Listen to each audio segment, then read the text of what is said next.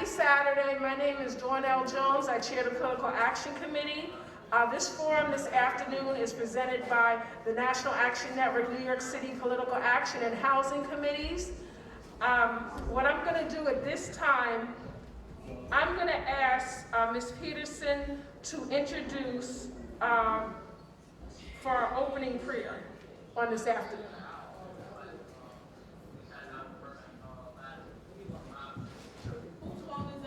Hello everyone, I'm Cameron Peterson, Chair for the Housing Committee. I am not the person that's going to do the opening prayer, so Minister Gail, can you please come up front to do the prayer for us? I'm sorry, thank you.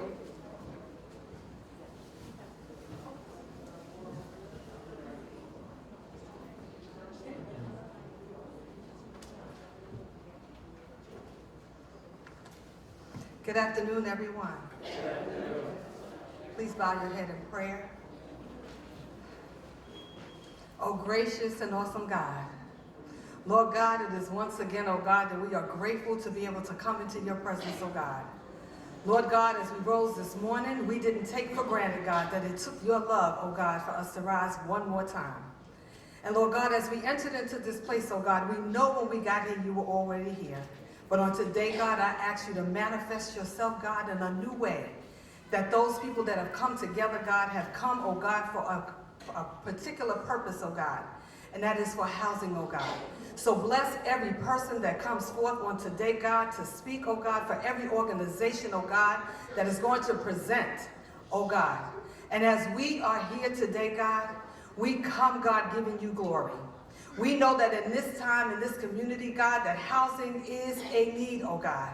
And we ask right now that each presenter that comes, God, that they have your spirit, oh God, that they come, oh God, wanting to help the people in this community, oh God. We have not come for any form of fashion, oh God, but we have come, God, because there is a need in our community.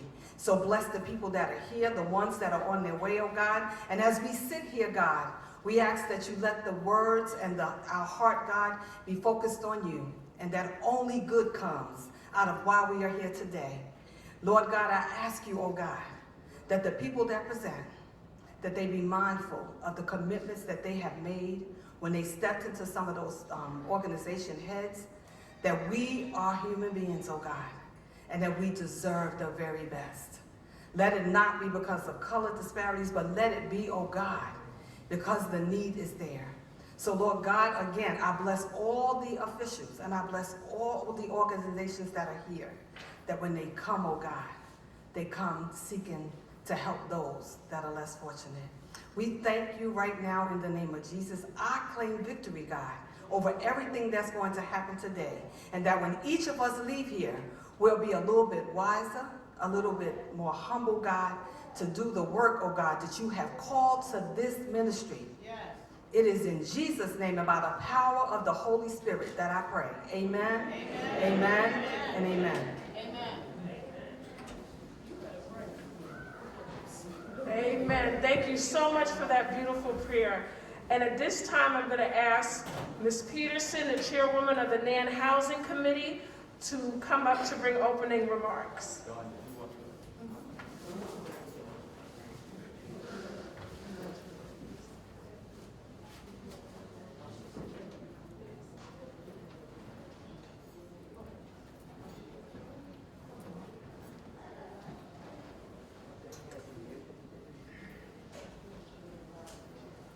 Thank you, everyone. Our committee is excited. The Housing Committee is very excited today to host this forum in collaboration with the Political Action Committee. Our forum today is divided into two one-hour segments. We will begin with our educators who we've worked with throughout the years, and some of them are already here in the back. They will introduce themselves and present many presentations about what their department does, the services that are available, and how you can be safe in your home.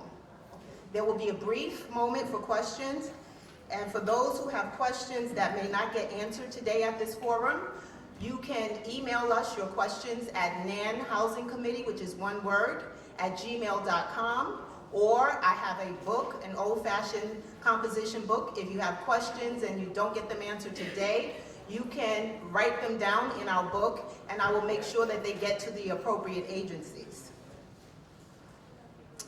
Okay. So the first half of the forum, we're going to have the educators come up and speak for 20 minutes with the mini presentations. The second part, we will have the elected officials and the community partners to come up and speak. Thank you all for your time, and the next voice you will hear will be from the Director of the Department of Health, Ms. Caroline Bragdon. Come on up, please. Thank you.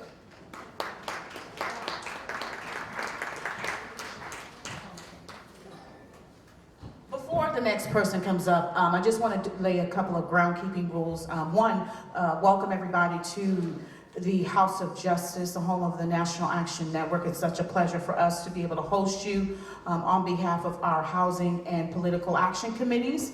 I want to point out two things. The restrooms, for those of you who are first-time visitors here, is to my right, is the women's room, and the men's room is here to my right as well.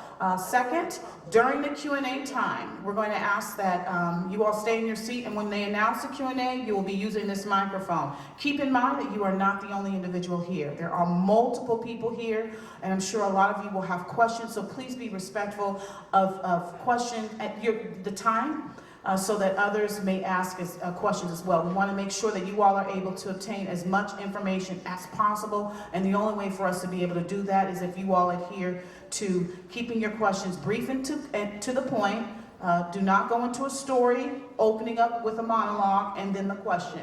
Pose the question, and by posing the question immediately, it allows for more people to be able to ask questions, and that way we all can leave here as educated and as empowered as possible. Second, we are going to request that you refrain from yelling out at anyone's remarks. Yelling out if you don't believe or agree with something that somebody else is saying. Yelling out for any reason at all will not be permitted in this forum. You will be asked to depart the building if that does happen, okay? So please be mindful of that as well. If you have any questions, we have staff that will be at the main desk there, and we trust that your ears are open and your hearts and minds are clear and you're ready to receive from our city officials and our elected officials that are in the house today. And we certainly want to thank them as well for taking time out of their day to come and speak to this dynamic Harlem community. And with that, I'll turn it back over to the remaining of the program. Thank you.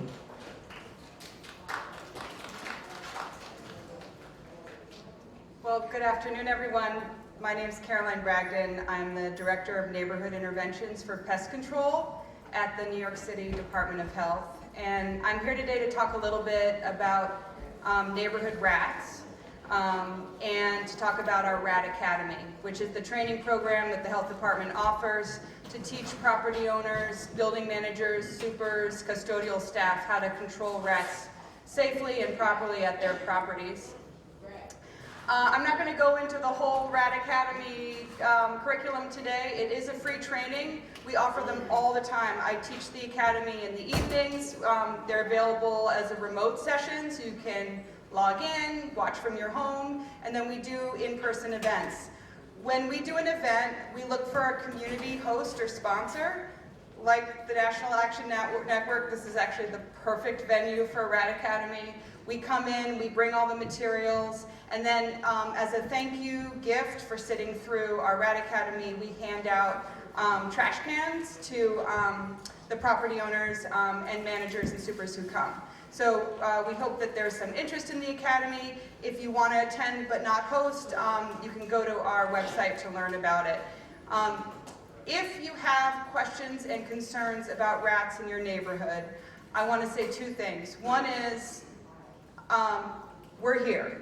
We recognize that Central Harlem in particular has had a significant increase in rat activity this year. We're seeing it, we're ramping up our inspections. We're inspecting in response to 301 complaints, and then we're also doing what we call proactive inspections, where we just come into the neighborhood and we look for rats so we can address them. If you're interested in seeing what we're finding, we publish all the information from our inspections on the Rat Information Portal, nyc.gov/rats, and I believe there are materials here in the back telling you how to find our information. And if you want to log in and look at the neighborhood results, you can see where we've been and what we're doing. We want to be really forthright about where we're working.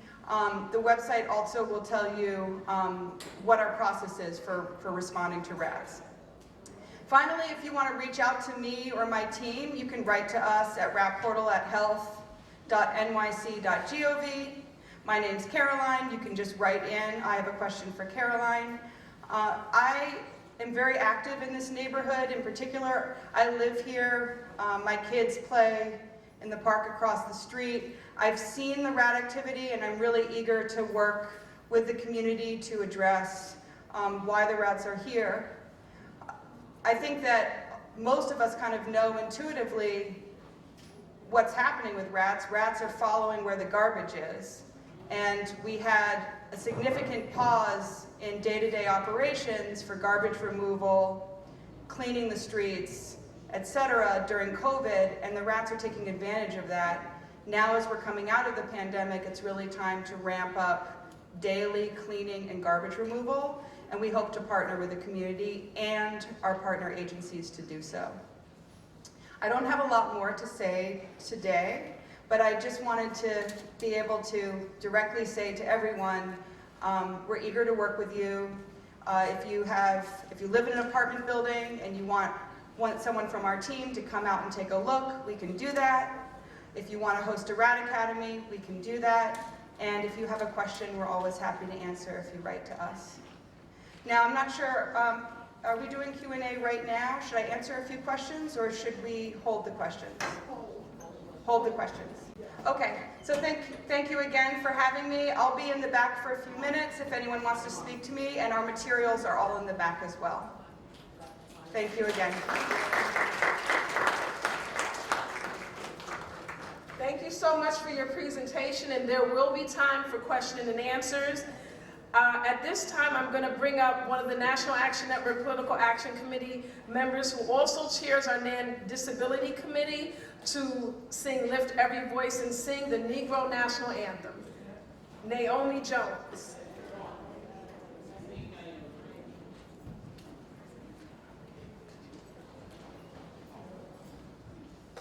Good afternoon, everyone. Please stand and sing along if you know the words.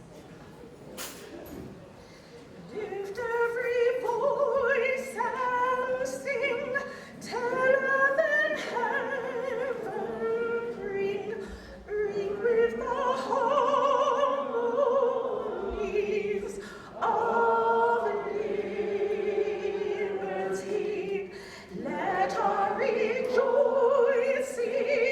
rise high as the listening skies. Let it resound loud as the rolling sea. Sing a song full of the faith that the dark past has taught us. Sing a song full of the hope that the present has brought us. Facing the rising sun of our new day begun. Let us march on till victory is won. Thank you very much. You may be seated.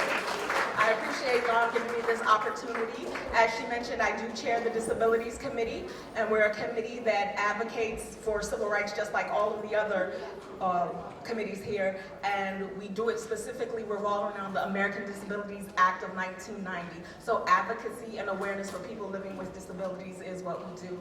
We're out front giving out free PPE and information. Please come and say hi on your way in and out. Have a good one. Thank you, Naomi Jones. Doesn't she have a beautiful voice? Let's give her another round of applause. At this time, I will bring up Ms. Peterson again to introduce one of our educators from the fire department.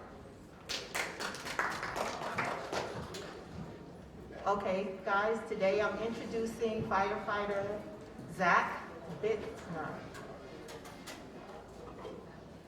Thank you very much. Thank you, Peter. All right, good afternoon, everybody. Thank you for having me. There's a number of issues, a number of topics.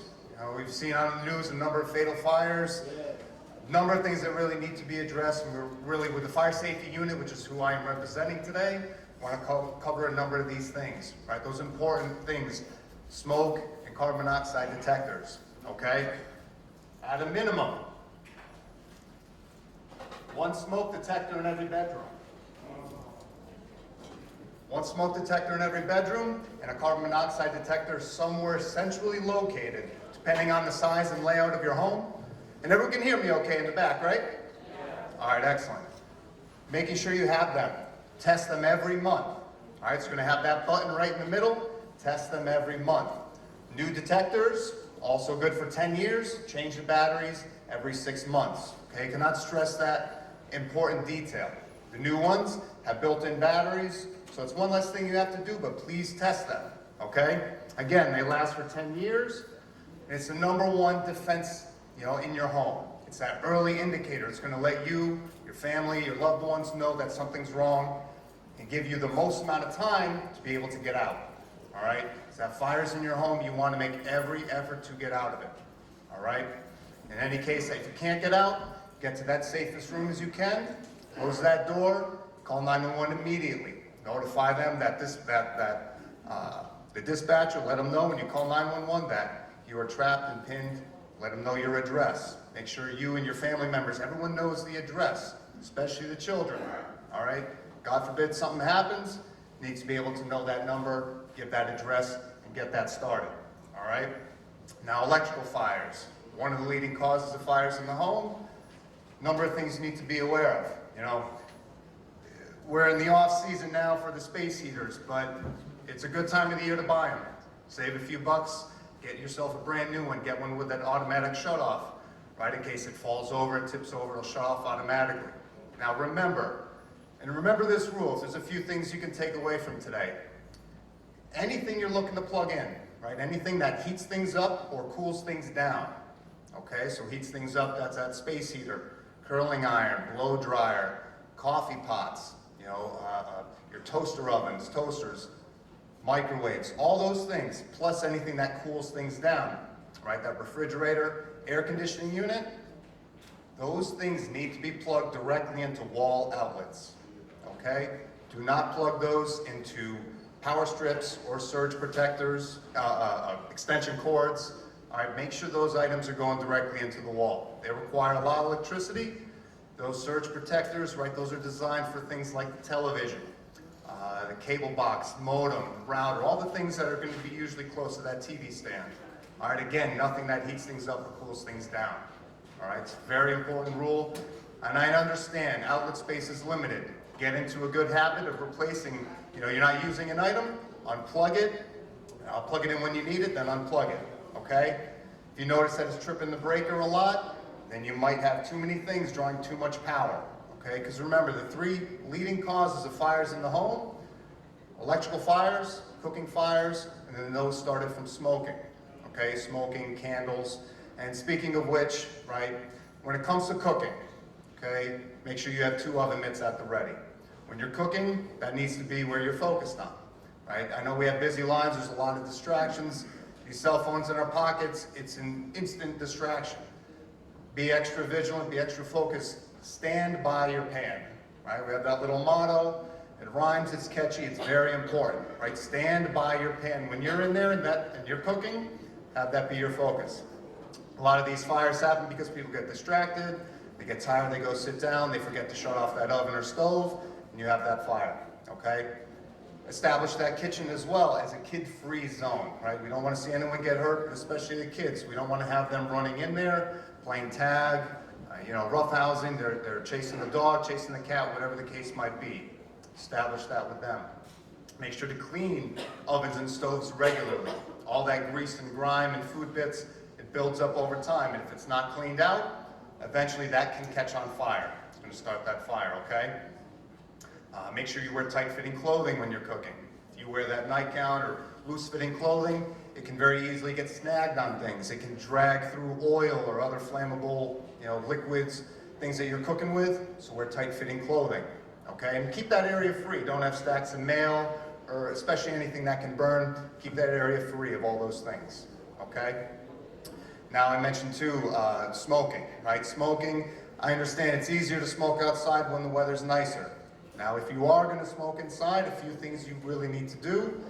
Make sure you have a nice solid ashtray, one of the deep ones.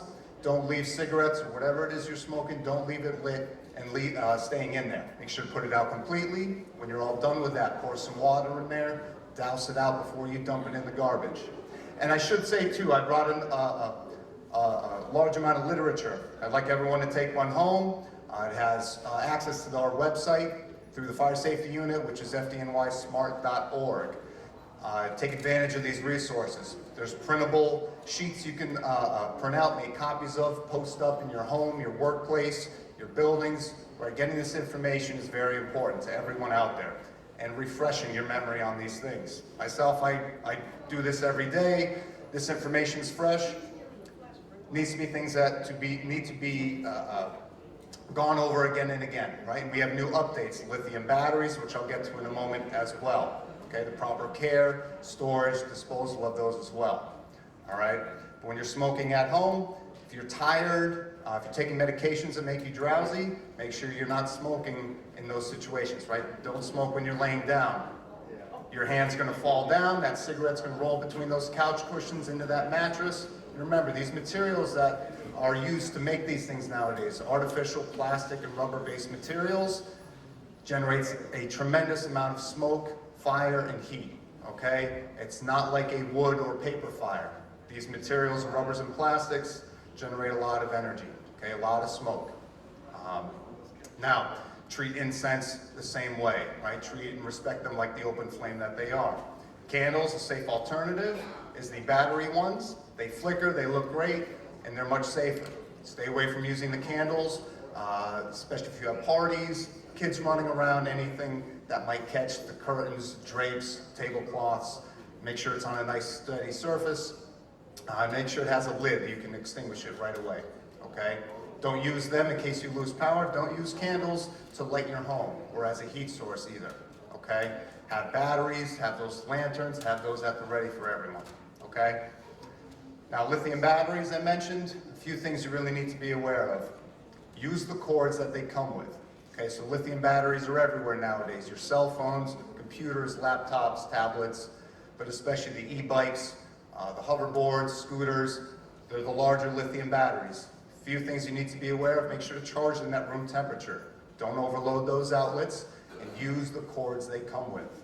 Okay, don't use a cheap knockoff cord that happens to fit and seems to charge. That can damage those lithium batteries. And the concern is that those lithium batteries can actually explode. I'm sure some of you may have seen it on the news, seen YouTube videos. It's a scary thing, all right? So you need to respect those, find that information, and follow those manufacturer's instructions, okay? And proper disposal. Be aware that it's illegal to throw away lithium batteries in the regular garbage. Home Depot is accepting them, so you can drop them off there for any of your old devices, okay? Now, I do want to get to one of the most important things today, and I know everyone's well aware, the fatal fire that was in the Bronx. Unfortunately, 17 people lost their lives, overcome by smoke, okay? Now, I'm not here to place blame or anything like that. A number of things went on that day. A number of things went wrong, right? When you're plugging your things in, especially space heaters, again, plug them into those wall outlets. Overloaded outlets can cause those electrical fires. Now, if there is a fire in your home, like I said, you want to make every effort to get out. When you get out, close that door behind you. I know it's hard, stress is through the roof, get into that habit. Even today, when you go home, even if it has that self-closing mechanism, get into the habit, grab that doorknob, close that door behind you. That's going to contain that smoke, right, the fire tube, but mainly that smoke. It's going to contain it to that fire apartment so that it doesn't get into those hallways, which is what happened, unfortunately, that day. And on top of that, many of the occupants were unaware, right? unaware that that building is a fireproof building.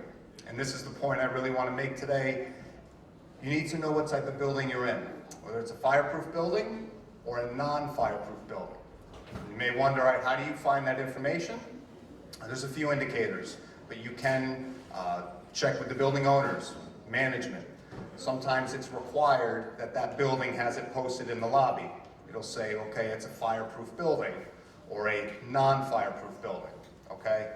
Any building that's going to be more stories is going to be that fireproof building, okay? Fireproof meaning the walls, the floors, and ceilings, and the structural elements are made of fireproof materials. What does that mean? That means that that fire, wherever it starts, is going to be contained. As long as it doesn't have an open door or whatnot, it's not going to burn through those walls, floors, or ceilings. So, that fire is somewhere else in that building other than your apartment. You want to stay where you are. You want to stay in your apartment, take a towel, a bath towel, pour water all over it, soak it, cram it down right at the base of the door, right? Jam it down into that crack. That'll prevent any smoke that's in the hallway from coming underneath and coming in, okay?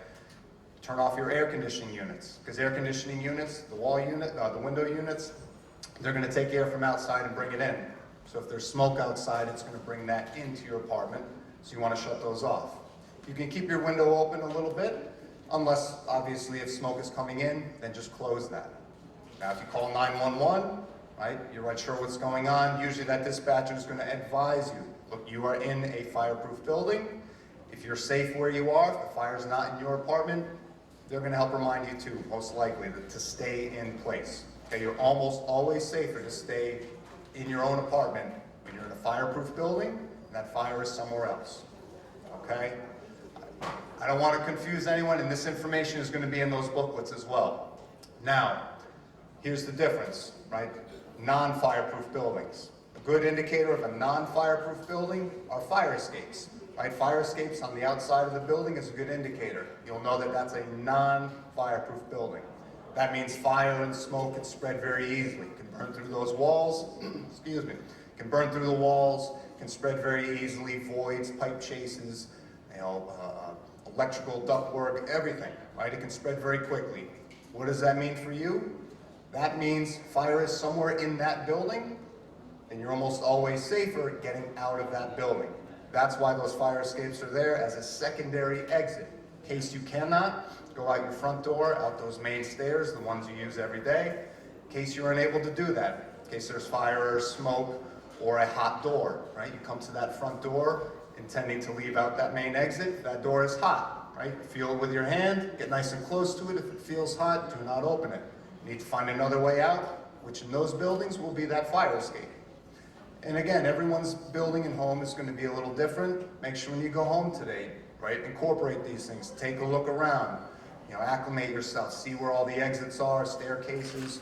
Know your building, know your home, and those exits. If you have that fire escape, make sure that everyone in your home knows where it is, how to open it. They're able to do so, and there's no unauthorized locks that are going to be on that window. Right? Anything that's a padlock, anything that's going to take time, a key, combination, no good. It needs to be a sliding lock. It'll prevent people from breaking in, but will let you get out in a hurry. Okay, and that's a really important thing today, knowing that building, because that's going to determine what your fire escape plan is going to be, based off if you're in a fireproof building or a non-fireproof building. Always establish with your family a meetup area in case you're separated at any point. You know where to meet up. You'll know right away who's missing. And you never go back in. Never go back into that building. Right? Maybe there was just a little bit of smoke. You think, okay, I got out there, I'm missing my brother, sister, whoever it is, a child. Right? Override that. Find a firefighter, we get there very quickly. Find one of us, we have radios, we'll communicate that information. Okay, but very important, you don't go back in. Remember, there's those toxic fumes, carbon monoxide, remember that silent killer. You can't smell it, can't see it, and you'll be knocked out and you won't wake up, okay? Find one of those firefighters, let them know that information, and we'll adjust accordingly, okay? And remember, anytime there's a fire in a building, do not take the elevator. Don't even try to take the elevator. Take the stairs, okay? And lastly, just like the kids practice these things in school, you want to make sure that you practice at home. You may identify things you didn't think of when you were sitting down and coming up with that fire escape plan. Perhaps you have family members that are handicapped and they need extra assistance. Maybe they're wheelchair bound, deaf or hard of hearing. Again, everyone's family, everyone's home is going to be a little different. Incorporate all those things. Have a plan for each one of those things. Maybe you have there's many children, some of the older children, maybe it's going to be their responsibility to help check on some of their brothers or sisters if those smoke detectors go off, okay? Now again, I'm going to leave that information up here in the back. Please take advantage of these resources. And again, I haven't had a chance to talk to the Red Cross, who's also here. Take advantage of the Sound the Alarm program, okay? Sign up, free smoke detectors and combination detectors, right? We will come to your home and install them completely free. Say you have 3 bedrooms, that's 3 smoke detectors plus 1 combination, completely free. Take advantage of these resources while they're available. And I do believe questions will be for later. Yes.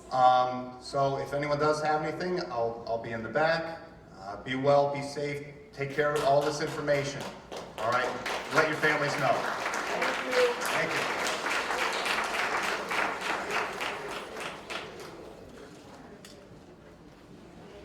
Thank you very much.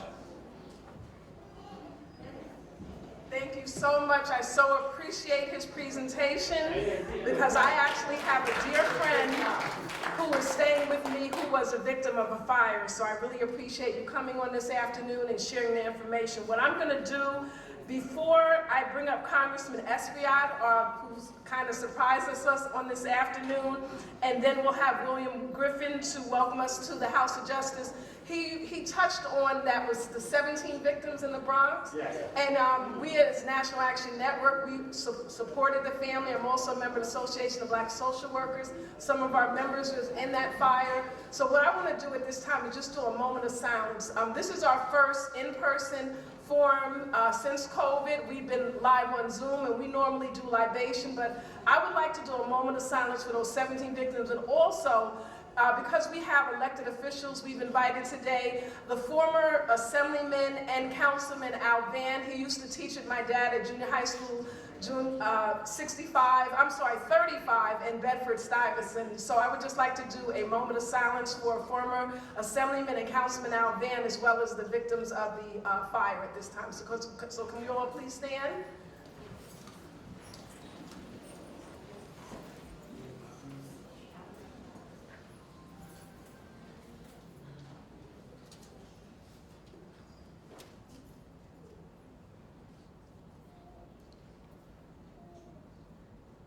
Thank you so much for your indulgence. At this time, I will bring up Congressman Adriana Esviat. Thank you so much. Good afternoon, everybody. First and foremost, let me say that Assemblyman Al Van was a giant, right? Yes. I mean, he was a fighter for education, decentralization of education, community school boards, parent involvement, and for me personally, he was one of my mentors. When I got to Albany back in 1996, he had been there for some time now, and he took us under his wing and was someone that showed us the ropes and let us know how to work up there to get the resources back to our district. So I will forever miss his guidance, but he was something else, and he was from the People's Republic of Brooklyn, but that's okay. We love him anyway. And so thank you for being here. I know that the issue is housing, but let me just give you a brief breakdown on some of the things that we did yesterday in Washington. We had some movement forward, not enough, but a move in the right direction. We passed the assault weapons ban in the House yesterday. There's no need for anybody to be walking around with an AK-47, right? That's a weapon of war. I mean, it's just unconscionable to hear people try to justify that. So we're hopeful that the Senate will follow through. In addition to that, we passed we continue to support the Affordable Care Act provisions that are very important, capping the copay annually at $2,000. You won't have to reach into your pocket that much to pay for that copay. That's very hard for seniors, right? And we'll be able to negotiate the prices of 10 prescription drugs and growing, with the ability also to provide screening for seniors. So that's a move in the right direction in healthcare. Regarding the environment, we're going to be planting trees all over the city and the country. We're going to have some forest preservation. You've seen the wildfires in California and across the country. They're just out of control. And we're going to have $60 billion for environmental justice. That's good for Harlem. That's good for Washington Heights, the Bronx, East Harlem. But we have inequities in with environmental injustice. And so we should be, somebody like WEAC should be getting funding to implement some of these initiatives to bring back some level of relief, right? I think it's important that we do that. And so we did something on semiconductors. Some of you may not know what they are. Semiconductors are in your computers, they're in your car. If you want to lease a car or buy a car, you'll note that you have to wait a long time. That's because we're not producing them anymore. So we're getting outcompeted by China and Taiwan, but finally we invested in the manufacturing of these semiconductors so we compete with the rest of the world. We must be competitive in America and win the competition. Finally, housing, right? Which is what I came here to talk about.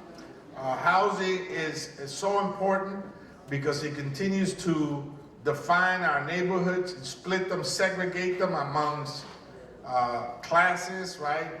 Rich, poor, middle class. And so you have pockets of the city where you have high market rate houses, and then you have pockets where you have poverty, right? So we got to break with that, right? Our neighborhoods cannot be segregated. So the Build Back Better, remember this, because we fought for $36 billion to be billion dollars with a capital B, to be included in the Build Back Better program to address Nycha, right? What are the problems impacting Nycha aside from its horrible management, right? And that's a problem, right? Because if you give money to a mismanaged agency, they're going to suck up that money and you're going to see a penny. So we got to fix that. That's the city. But the problems primarily are deep pocket problems, right? Elevator problems, deep pocket, right? Boiler problems, deep pocket, right? Roof problems, right? Pointing, right? Basically, the envelope of the building, right? If you don't repair the envelope of the building, you're going to get mold inside the bathroom. You're going to get leaky pipes. You're going to get chipping paint. The conditions in the apartments are very much connected to the capital projects that Nycha needs, right? So $68 billion would have got us close to the $40 billion need that Nycha has as for 400,000 plus residents. It's bigger than many large cities in America, Nycha. And so we put that in Build Back Better, but as you know, that was sabotaged. But now we're bringing some of the pieces of Build Back Better back to be discussed again and passed, like we did with the health piece and the environmental piece this week. So we got to work with Senator Schumer in bringing the housing piece back, and that's important. In it also, you had an additional 300,000 housing vouchers. That helps with housing subsidies. Rent is going high, rent is too damn high, and we need a subsidy, right? And so 300,000, 30,000 of which were coming to New York City is an important piece. That was in that bill. And then, of course, we got a new HUD secretary, Marsha Fudge, who will understand. I hope to bring her to the district, Dulcinea and Nan. And when I do that, I'll give you the date, and we want all of you to be here so she can listen to what our needs are on the ground. I think she has an open ear for people like ourselves, and she will listen to your concerns, and she already knows what that is. And so it's just revalidating what she already knows and letting her know what the acute problems are here. Now, there are other issues that are local, like the New York City Rent Guidelines Board, which chooses to up your rent, the percentage of your rent stabilized leases. By what percentage, though, Senior, this year?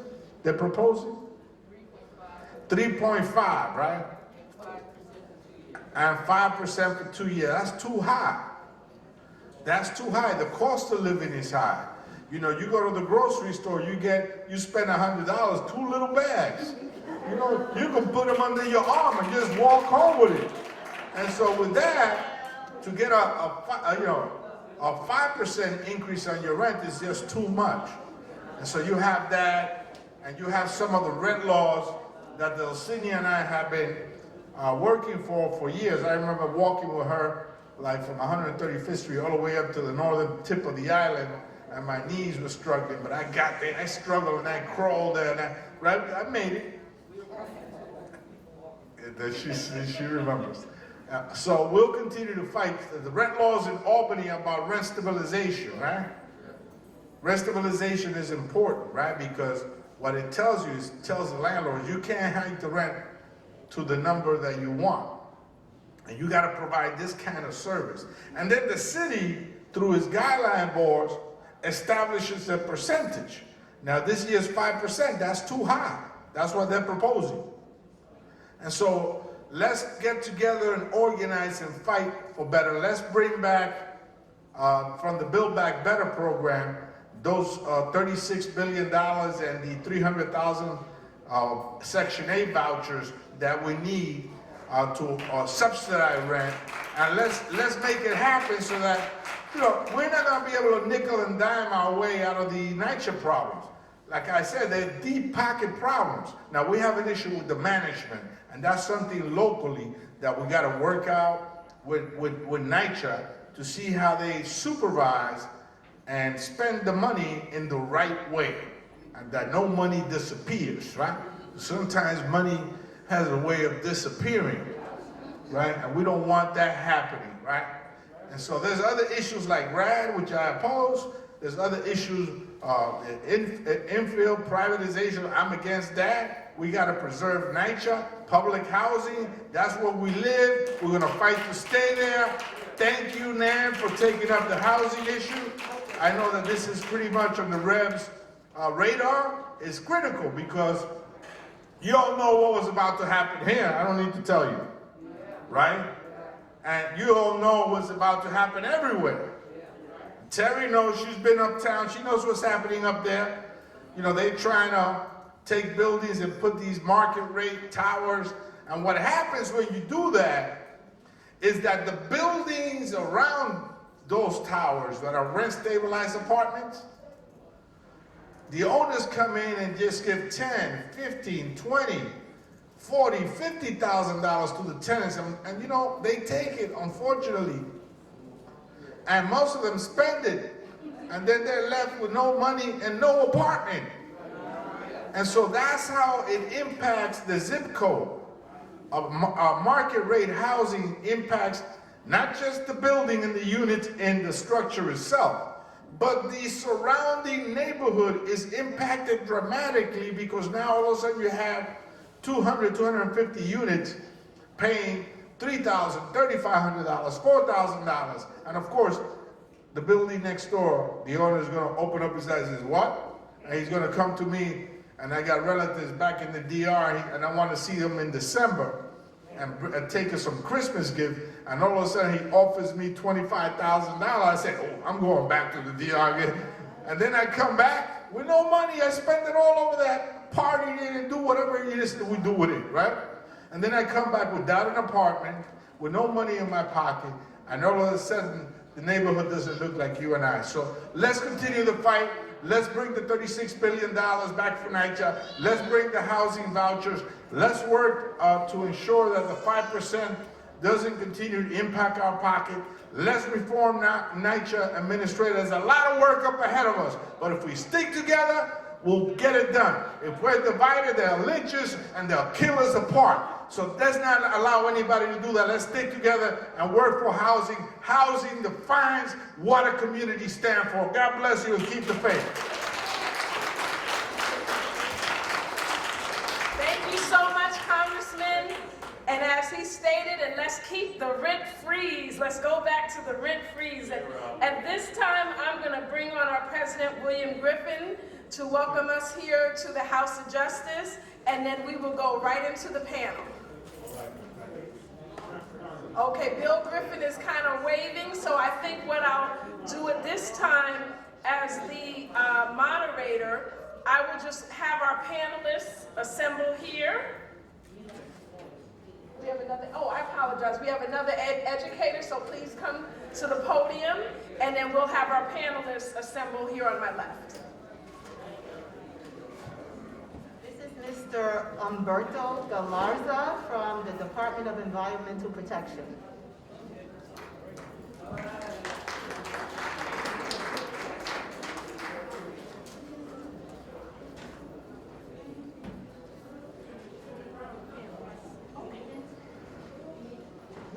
Good. Hello, everyone. Good, good. It's a pleasure to be here in this landmark place we have here. It is truly a pleasure. On behalf of DEP Commissioner Argawala, we thank you for the invitation. Thank you, Karen.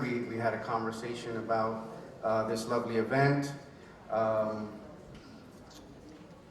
Before I start, let me start with this. How many of you do drink New York City tap water from your homes?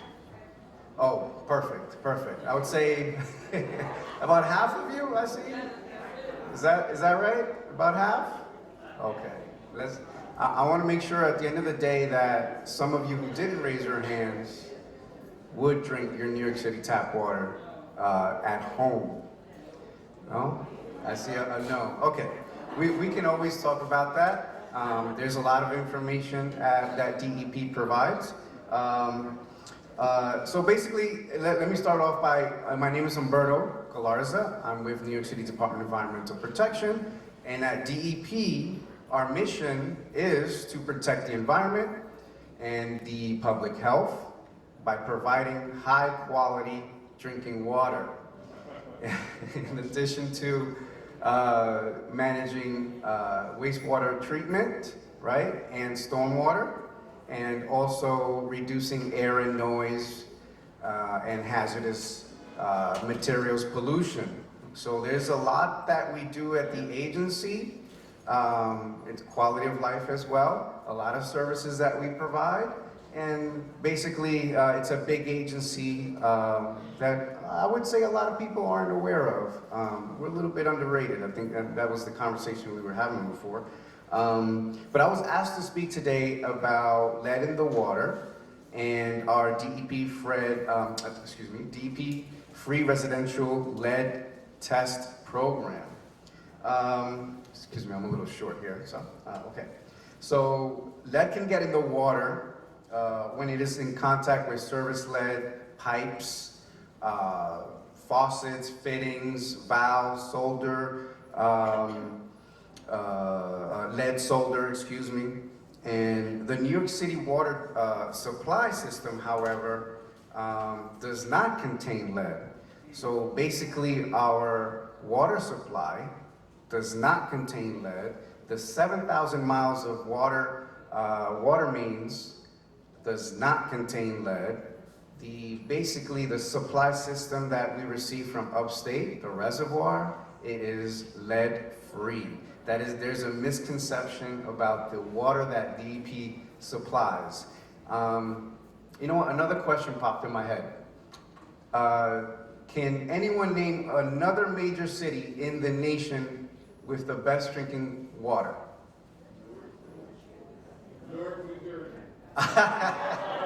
I'm sorry. That was pretty good. That was pretty good. Right. Okay, so the joking aside, that's good. You know, we are award-winning New York City water supply system. We do testing daily, yearly. We provide reports on our website, and a report that we provide to everyone, which is called the New York City Drinking Water Supply and Quality Report 2021, which is available on our website. I can deliver them to basically anyone who wants. I have copies. We also send them to libraries, elected officials, community boards, etc. But going back to the lead in the water, right? So we know that New York City water is healthy and safe to drink, right? It has no lead when it's delivered from upstate. However, the issue comes to when it is your internal homes, your plumbing in the homes, which basically can pose a risk, especially to young children, 6 years or younger, or pregnant women. But older homes may contain lead services, installed, whether it's the lead service line from the street into your home, right? Or the fixtures, valves, solder lead within the building walls, etc. Kitchen faucets, etc. Now, basically, lead service lines were installed prior to 1961. After 1961, it was banned, along with lead solder, which was banned from the state in 1987. So basically, if you have an old building, an old home, that's where the issue lies, right? In our DP water quality report, what it will show you is that, as I stated, we test our New York City water supply system daily. We have water stations that are the metal boxes that you may see in some of your blocks. It's a big square metal silver box. We have DEP staff who go out to those locations and take a water sample. Within those water samples, we actually did a study, a lead study, years back, and we were able to determine some potential homes with service line leads. And basically the study was able to more or less possibility detect over 137,000 homes or properties citywide. I'm not talking about Manhattan, but citywide. So for a homeowner who has that situation, the good thing about us is not only do we talk about the study here in the drinking water quality report, but we also have an interactive map. So a homeowner can plug in their address. You can find this in our website, or you can go to 311 website. You can plug in your address and get the map and see whether or not your home may have a service line that is a lead service line, according to some of the records that we were able to get. Expanding on lead, again, lead does not have color, odor, or taste. Again, let me make that clear. Lead does not have odor, color, or taste. Sometimes what happens is homeowners or tenants, they drink their tap water and they either taste something funny, metallic, or they see a different color. Usually it's yellow or brown. Basically, those issues does not mean you have lead in your service lines. Those issues, for instance, brown or yellow water, could mean there's a water main shutdown from the city or internally, which would then stir up the sediments in the pipe, in the city water main. Sediments are just basically minerals. And they stir up in the water and they discolor it. All we suggest with such a situation like that is just to flush the faucet, the tap water, until it runs clear. There's no toxic, it's not a health issue to people. However, if it's not those issues or water quality issues, which any one of you can call 311 and DEP will respond and provide you with the necessary information or inspection and resulting in sample collections of your water. If you feel there's a concern of a lead service line within your home, you can call 311. We have a kit which I brought. It's a box. It's a box that comes with 2 bottles, basically 2 bottles. It's a free residential kit that we send to anyone who makes a request at 311. But the kit will only test your tap water, drinking water for lead, okay? And basically we want to provide you with the information, the confirmation that your water does contain lead or not. It is not an overall water quality test. As I said, we produce the information in the water quality, but just to give you some numbers, DEP performed more than 392 samples, analysis of those samples from our distribution system. DEP performed more than 164 analyses on 11,400 samples from the upstate reservoirs. We have a very, very expansive and enhanced monitoring system that we do. But along those lines, with lead, the issue, as I said, may mix in with the water if the internal plumbing contains lead. Basically, it's the breakdown of the pipe mixing in with the water. So what DEP does is basically we have a corrosive treatment that we do with our water supply that would go into your water supply. It goes into the water supply, then goes into your service lines, and then it protects. It kind of creates a film or protective treatment. So you don't have the higher risk of being exposed to lead. This program that we have, 301 lead test kit, is a notification program. So again, the tenant or the homeowner will have the information. Basically, if it's 1 parts per billion, it's very on the low side, but we will send you a report of the sample that we've collected and provide you with that information. Now, the threshold, basically 15 parts per billion of lead contaminated water. We would provide more information to you, the homeowner, if you're a homeowner.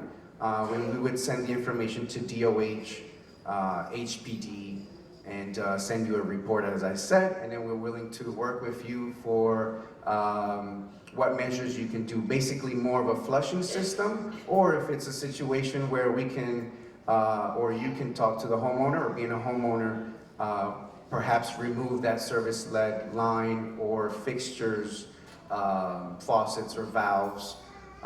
Or another alternative would be to have a water filtration system installed in the home. But what I always advise everyone is basically when you do drink New York City tap water, which I hope you all do, is when you first use the New York City water, turn on the tap, the faucet, make sure you let it run for 30 seconds to a minute. Basically, the reason is because when you don't use the water for several hours, let's say you're sleeping and in the morning you wake up to make coffee or whatever the case may be, the issue is when the water is laying in your service line pipe. When it lays in the pipe for several hours, if you have a rusty pipe, as I mentioned, corrosive situation, right, it mixes in, the metals mixes in with the water, and that's when it's at more of a risk. So we always suggest, whether you have lead or not, or you have any water issues or not, it's always good to run your tap, your faucet, let it run for 30 seconds to a minute, and then using. Also another tip as well is a lot of people, boil their water, use the water for the baby formula, etc. Perfectly fine. Only suggestion would be is not to use hot water from your hot tap and then boil it again. Because as I said, hot water within the pipe, that kind of breaks down the pipe and the metals. So you want to make sure if you're going to boil water for usage, make sure that you use the cold tap water, then boil it in the stove, on the stove, etc. There's so much information that we can provide. If you do request a 311 lead kit, lead test kit, you can go to, like I said, call 311 or visit nyc.gov apps at 311 to download the app, request a lead kit. We will mail you this box with the 2 bottles. It is free. You do have to return the water sample that you collect in your faucet. However, we do have a return mailing labeled for free. Any questions, you could always contact us on how the process works. And all the information is on inside the box. I'm always willing to take questions and issues, if whatever may arise during this process as well. But as I mentioned before, I want to make sure that as this city is so big and there's so many issues and water's turned off, water main breaks, or fixtures, buildings or homeowners are always fixing plumbing. It's always good to speak to your landlord, your homeowner, or if you don't get information from them, you could always contact the city DEP, city DOH, HPD, or contact your local council member or community board. We're always willing to answer your questions. Don't feel like you're left out. Don't feel like there's issues that you have to deal with as a tenant. If there are need of home repairs or concerns such as lead in your water due to internal plumbing. The city is very responsive. There are ways we can help you or help the homeowner to address these issues. And this is one way we can start if you do have lead in the water. Aside from that, just want to also briefly mention, we as DEP, we handle so many different things. The very easy way to remember what we do or how we can help you is water, sewer, like I like to say, water, sewer, air, noise, or hazardous material. If you have any issues with that, please call 311. I know sometimes it's annoying to call 311, but I promise you that the data that we get or the 311 service request that you make, we use that information, even if we're not as responsive as you would like. We use that data to then redistribute our resources where it's needed the most, okay? But me as a community affairs, I work for Manhattan, I work for you. You have any questions, please feel free to reach out to me, even if just to get some information. It doesn't have to be a complaint. But we're always willing to listen, whether it's being a homeowner, having a water bill issue, having sewer backups, flooding in your basement, as we know that there's been inclement weather, a lot intensive rain. The city is doing the best we can in terms of our sewer infrastructure and our stormwater management, but we, like I said, we're always hard at working and trying to either service, maintain, or provide resources for homeowners, as well as improving our infrastructure with capital projects and so on. I do have a lot of materials to share with you. I will have this in display. I can talk to you about it. I also have some water quality reports, which I urge everyone to get, because it does not only talk about us, but it talks about the water quality that, how we service you with the best drinking water quality, right? We want to make sure that we understand that. And also, if you have any other questions, I'll be happy to take them. And thanks again for having me, and I'm sorry I ramble. I'm better at one-on-one. Please talk to me. I'll be in the back.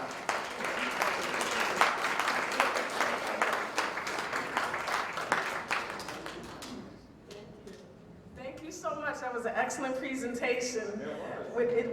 You know what it brought to mind, I was in Philadelphia celebrating my Aunt Walisha Griffin's centennial birthday celebration, and in the city of brotherly love, they refer to water as spigot water. So when he raised the question, I do actually I have my Poland Springs in the back, that's what I do. But thank you so much for your presentation. I see Assemblyman Al Taylor in the back. When he gets settled, he can come up and bring us greetings. But at this time, I'm going to ask our panelists to take a seat. And what I'm going to do, I'm just going to take the liberty. I was a rent-stabilized tenant in Lenox Terrace for approximately 10, 15 years. And I was the vice president. Delcine Glover was the president. She also worked for public advocate Jemani Williams and for tenants and neighbors. So before we bring our panelists on, I'm going to first have Al Taylor, Assemblyman Al Taylor, to bring us greetings, and I'm going to have Delcine Glover to also bring remarks, and then our panelists will be in place.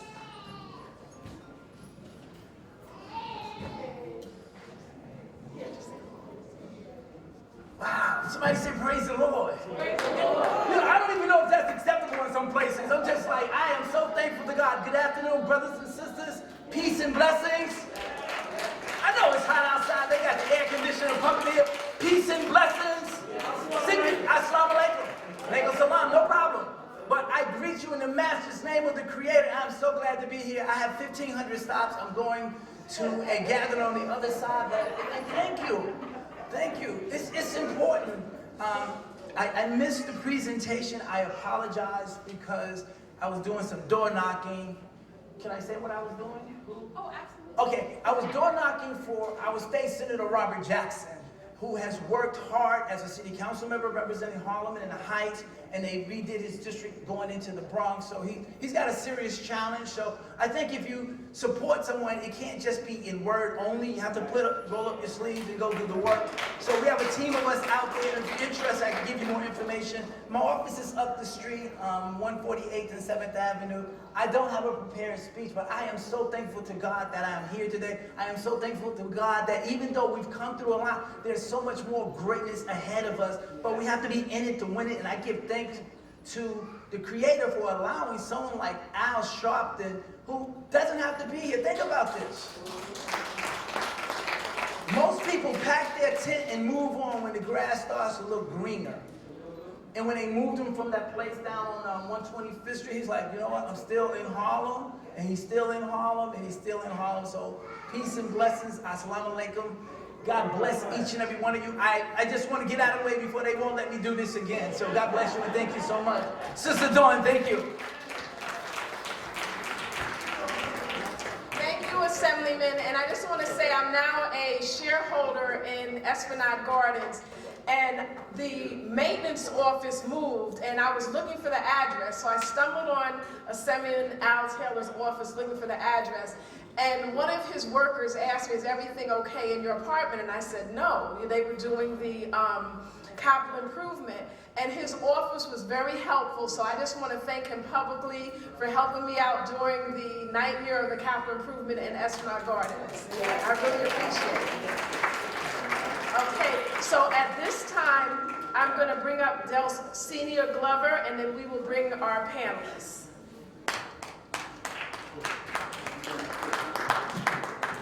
Thank you, Dawn, and it is great to be back in the House of Justice once again and at this podium. I've been coming here for years talking about housing issues. I'm a longtime housing justice advocate, as Dawn just mentioned to you, and also most recently candidate for the New York State Assembly District 70 in the primary. So as Dawn just mentioned to you, I recently, my last job was as Deputy Public Advocate for Housing Equity in the Office of the Public Advocate Jemani Williams.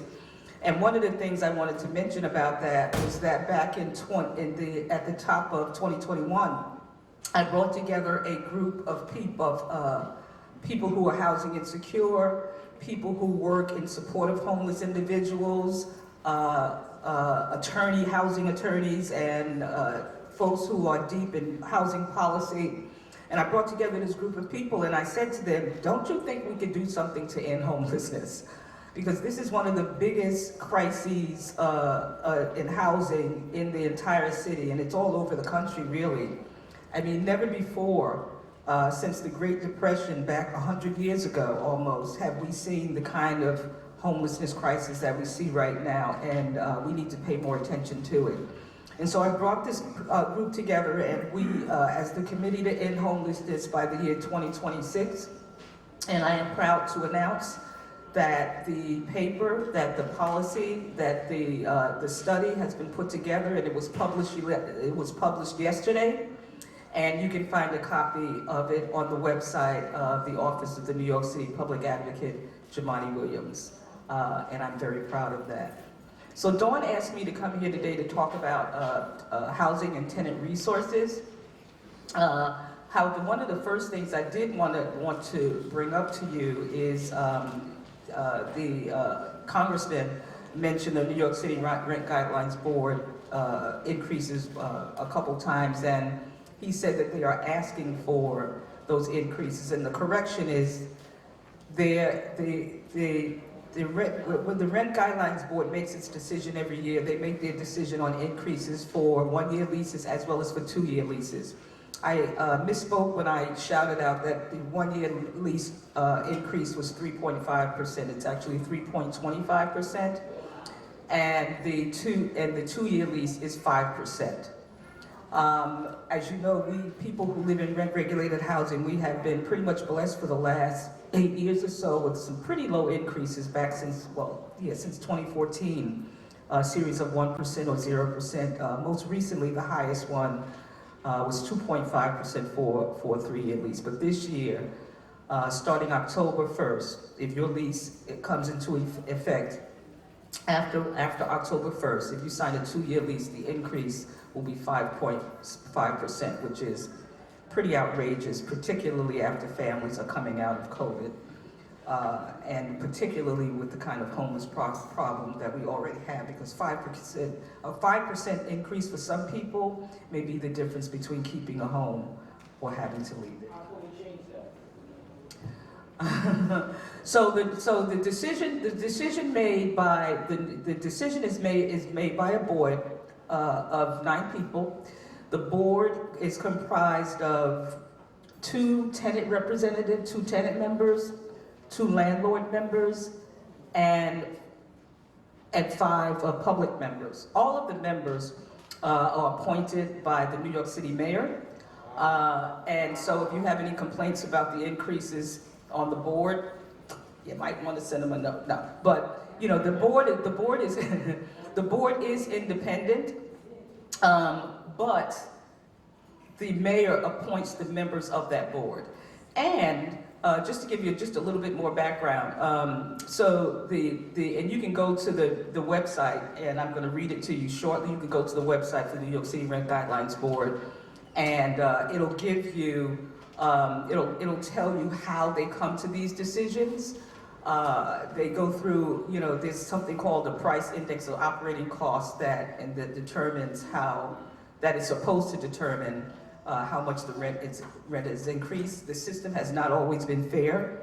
Back during the Bloomberg administration, for example, with the people who were on that board, they paid no attention to it, and they just, you know, the increases were astronomical. I remember, I'm a rent stabilized tenant at Lenox Terrace, and I remember one of the biggest increases I ever got was 8.5% for a 2-year lease, and it was at the same time that we had what's called an MCI increase, which is a major capital improvement increase when they put in the windows.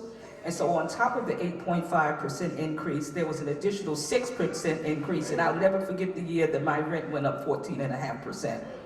So anyway, that's that. But I want to move on. I want to move off the Rent Guidelines Board. I'm happy to talk to anybody after the meeting. No, you cannot change the increase. So here's what happens. So the board meets, and they usually start deliberating this process somewhere around January or February every year. And then they hold a series, they hold a series of meetings and hearings, all of which that the public can attend. They have a hearing, typically and historically, they've had a hearing in every borough. But since COVID, of course, a lot of the meetings, the hearings have been held online. I believe this past year, I wasn't able to attend, but I believe this past year, they may have done hearings in person. I'm not sure about that. They might have done limited number of hearings in person. Prior to the pandemic, there were always 2 hearings in New York, in Manhattan, and I'm proud to say that the hearings that they started having in Harlem up at 127th Street was because of my advocacy to bring the hearings uptown so that black folks didn't have to go all the way downtown to Wall Street, the financial district, to voice their opinion. So anyway, I want to get onto my resources because I see we have other folks coming in. I see the borough president coming up. But my purpose here is, Dawn asked me to talk about resources, and I'm just going to go through a few things. First of all, one of the things I always say when I'm talking to people who are concerned about housing, no matter what type of housing that they live in, the importance of organizing, the importance of having a tenant association. I don't care if your building is only 6 units, or if your building is 10 units, or if your building is 1,700 units. The importance of organizing within buildings and having a strong tenant association. This is the best way to get things done. Because in their power in numbers, their strength in numbers. I have organized tenant associations all over the city and supported them, and the difference that makes is incredible. And how, for some landlords who are just, like the folks on the worst landlords list, it may not affect them, but there's always powers in numbers. Everybody knows about organizing. I mean, since the explosion of organizing back during Black Lives Matter, take that on to a micro level and organize within your communities and in your cities. And I'm particularly talking to, regulated tenant, HUD tenants, Nycha tenants, and Mitchell-Lumber tenants. So I'm going to go through just a few things, and I have there's a sheet that should be passed around to everybody with a list of the resources that I'm going to be talking about. So first off, I was talking about organizing within your buildings. Partner with an organization that specializes in tenant organizing and tenant advocacy. As Dawn mentioned, I'm a former executive director of an organization called Tenants and Neighbors. And the organization exists to support tenants in buildings and in communities with organizing, advocacy, as well as giving you a roadmap to how to get things done in your buildings, in your development. So reach out to Tenants and Neighbors. So if someone from NAM can make sure the sheets go around so that people can see these resources and access them, that would be great.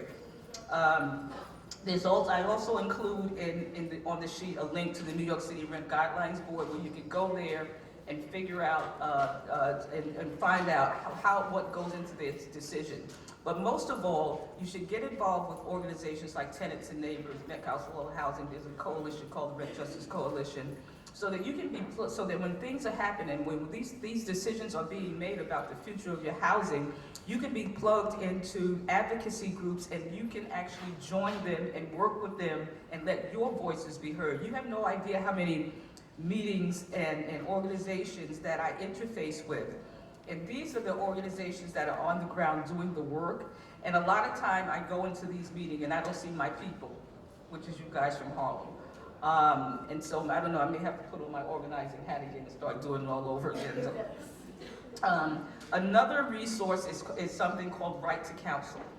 Right to Counsel is, and who's here heard of Right to Counsel? I have. Of course you have, Mark. Wonderful. Right to Counsel is a great organization. It took many years of advocacy amongst a group of housing justice organizations to get Right to Counsel. Right to Counsel is one of the best things and most significant things to happen in favor of tenants in the city and across the state that you've never seen. Take advantage of them. Go take advantage of it. If you need an attorney, go to Right to Counsel website and you can get one. You can get support. And now it's no matter what your income is. Is that correct? Yes, but we'll get people or whatever they're. Okay. Also, Just Fix NYC. I am such a fan of this organization and this website. I remember when they started up. Just Fix NYC. There was a person here from HPD recently. Just Fix NYC is an online tool that you can use if you have been calling your landlord to get something fixed in your apartment or your building. You have also been reaching out to 311 and you're still not having any success. You can actually use this website, Just Fix NYC, to actually sue your landlord, take them to court for not doing maintenance properly in their buildings. It is totally free. They are staffed with attorneys, and they will help you. I encourage anyone who's living in a terrible building where they're not getting any relief to go to the website Just Fix NYC, and it's a very, very simple process. Of course, for the kind of questions that folks are asking about housing and rent-regulated housing in particularly, you can always go to the Division of Housing and Community Renewal, or HCR, which is the government agency that is responsible for oversight of rent-regulated housing. Also for services, you can also tap into the Office of the New York City Public Advocate. The New York City Public Advocate is the bully pulpit. It's the ombudsman. I always have a problem saying that word. And the office is there as a watchdog, pretty much, over city agencies and to support. And they have a huge constituent services department. Always reach out to the Office of the Public Advocate when you have these kinds of issues. And they will, I've also put on the sheet that's going around a link to, and you can copy and type it into the web address for an intake form. Lastly, there's an organization called Met Council on Housing. It's an old organization. I'm sure a lot of you have heard about it. They have a hotline. Call when you have an immediate issue or you want an answer to a question, no matter how small or big or how trivial. You can call them up and hopefully get someone on the phone, and they can answer your questions. And I think that's it for me. Sorry that I took too much time. It's always a pleasure to be here. And are we doing questions? Not yet. Okay. All right. I'll be here. Thank you.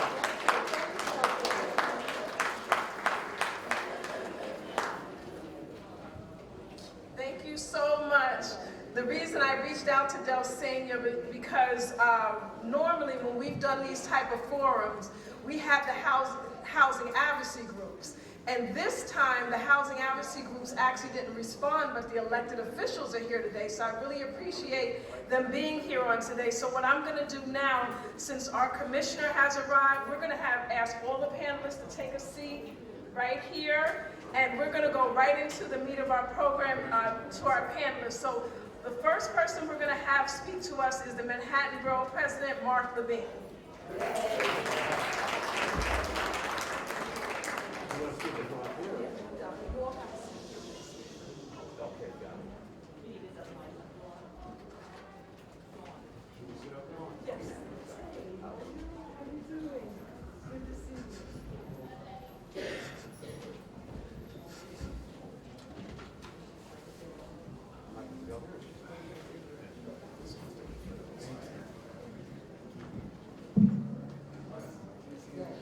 Okay, we are ready.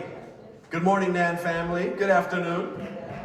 I've been out all day, so the hours are starting to run together. There's a lot happening uptown today. I am thrilled to be back at the House of Justice on what has to be arguably the most important topic that the people of the city, the people of uptown, the people of Harlem are facing. The challenge of housing, the challenge of securing affordable housing, of keeping affordable housing, of creating more affordable housing. We are in a very difficult moment for tenants in this city. The median asking rent for apartments that are on the market in Manhattan right now is a monthly rent of $4,100. That is the median rent for apartments on the market in Manhattan. The median purchase price for an apartment in Manhattan today is $1.3 million. These are amounts, whether you are a tenant looking to rent or a buyer looking to purchase, these are amounts that are out of reach, not only to low-income New Yorkers, but to middle-income and even upper-middle-class New Yorkers. We are becoming an island where only the wealthy can afford to rent or purchase a home on the market. That is unacceptable. It's not the kind of Manhattan we want to be. It's not the kind of New York City we want to be. And it is a powerful reminder of the crisis that we face right now, coming out of this pandemic in a very difficult time for the housing market. I am so thrilled that Nan is focusing on this and bringing us together. We have amazing colleagues and friends on the panel today. I can't wait to hear from our fairly new Commissioner of the Department of Housing and Preservation and Development, Adolfo Catillon. Give him a big round of applause. You're also going to hear shortly from the wonderful chair of the Community Board 10 Housing Committee, Mr. Charles Powell. Very much looking forward to hearing from you as well, and perhaps others. Let me start by saying the best affordable housing program is keeping tenants in their homes and avoiding an eviction. That is the most efficient, the most humane thing we can do for tenants. I would say that other than a medical crisis, the worst thing that a family can go through is being evicted. It is so traumatic and so disruptive and ultimately impacts your health and your mental health and your employment opportunities and much more. There's lots of misinformation out there about homelessness in New York City, but among families who land in our homeless shelters, the number one reason that they cite, the number one reason that families who land in our shelters cite for being homeless is not mental health, it's not substance abuse, it is eviction. So if we can reduce evictions in New York City, we will reduce the homeless crisis in New York City. But I am sorry to say that we are losing ground on that front. We had a moratorium on evictions during the pandemic, thank God. We had about 2 years, almost 2 years, where because of the horrible disruption of COVID, there was a nearly complete pause, a moratorium on evictions. But that ended. The moratorium on evictions ended in New York State in January. And since then, we have seen, month after month, a steady increase in the number of evictions. We have a backlog of evictions that were on hold during the pandemic, which are now moving in housing court, and more each month.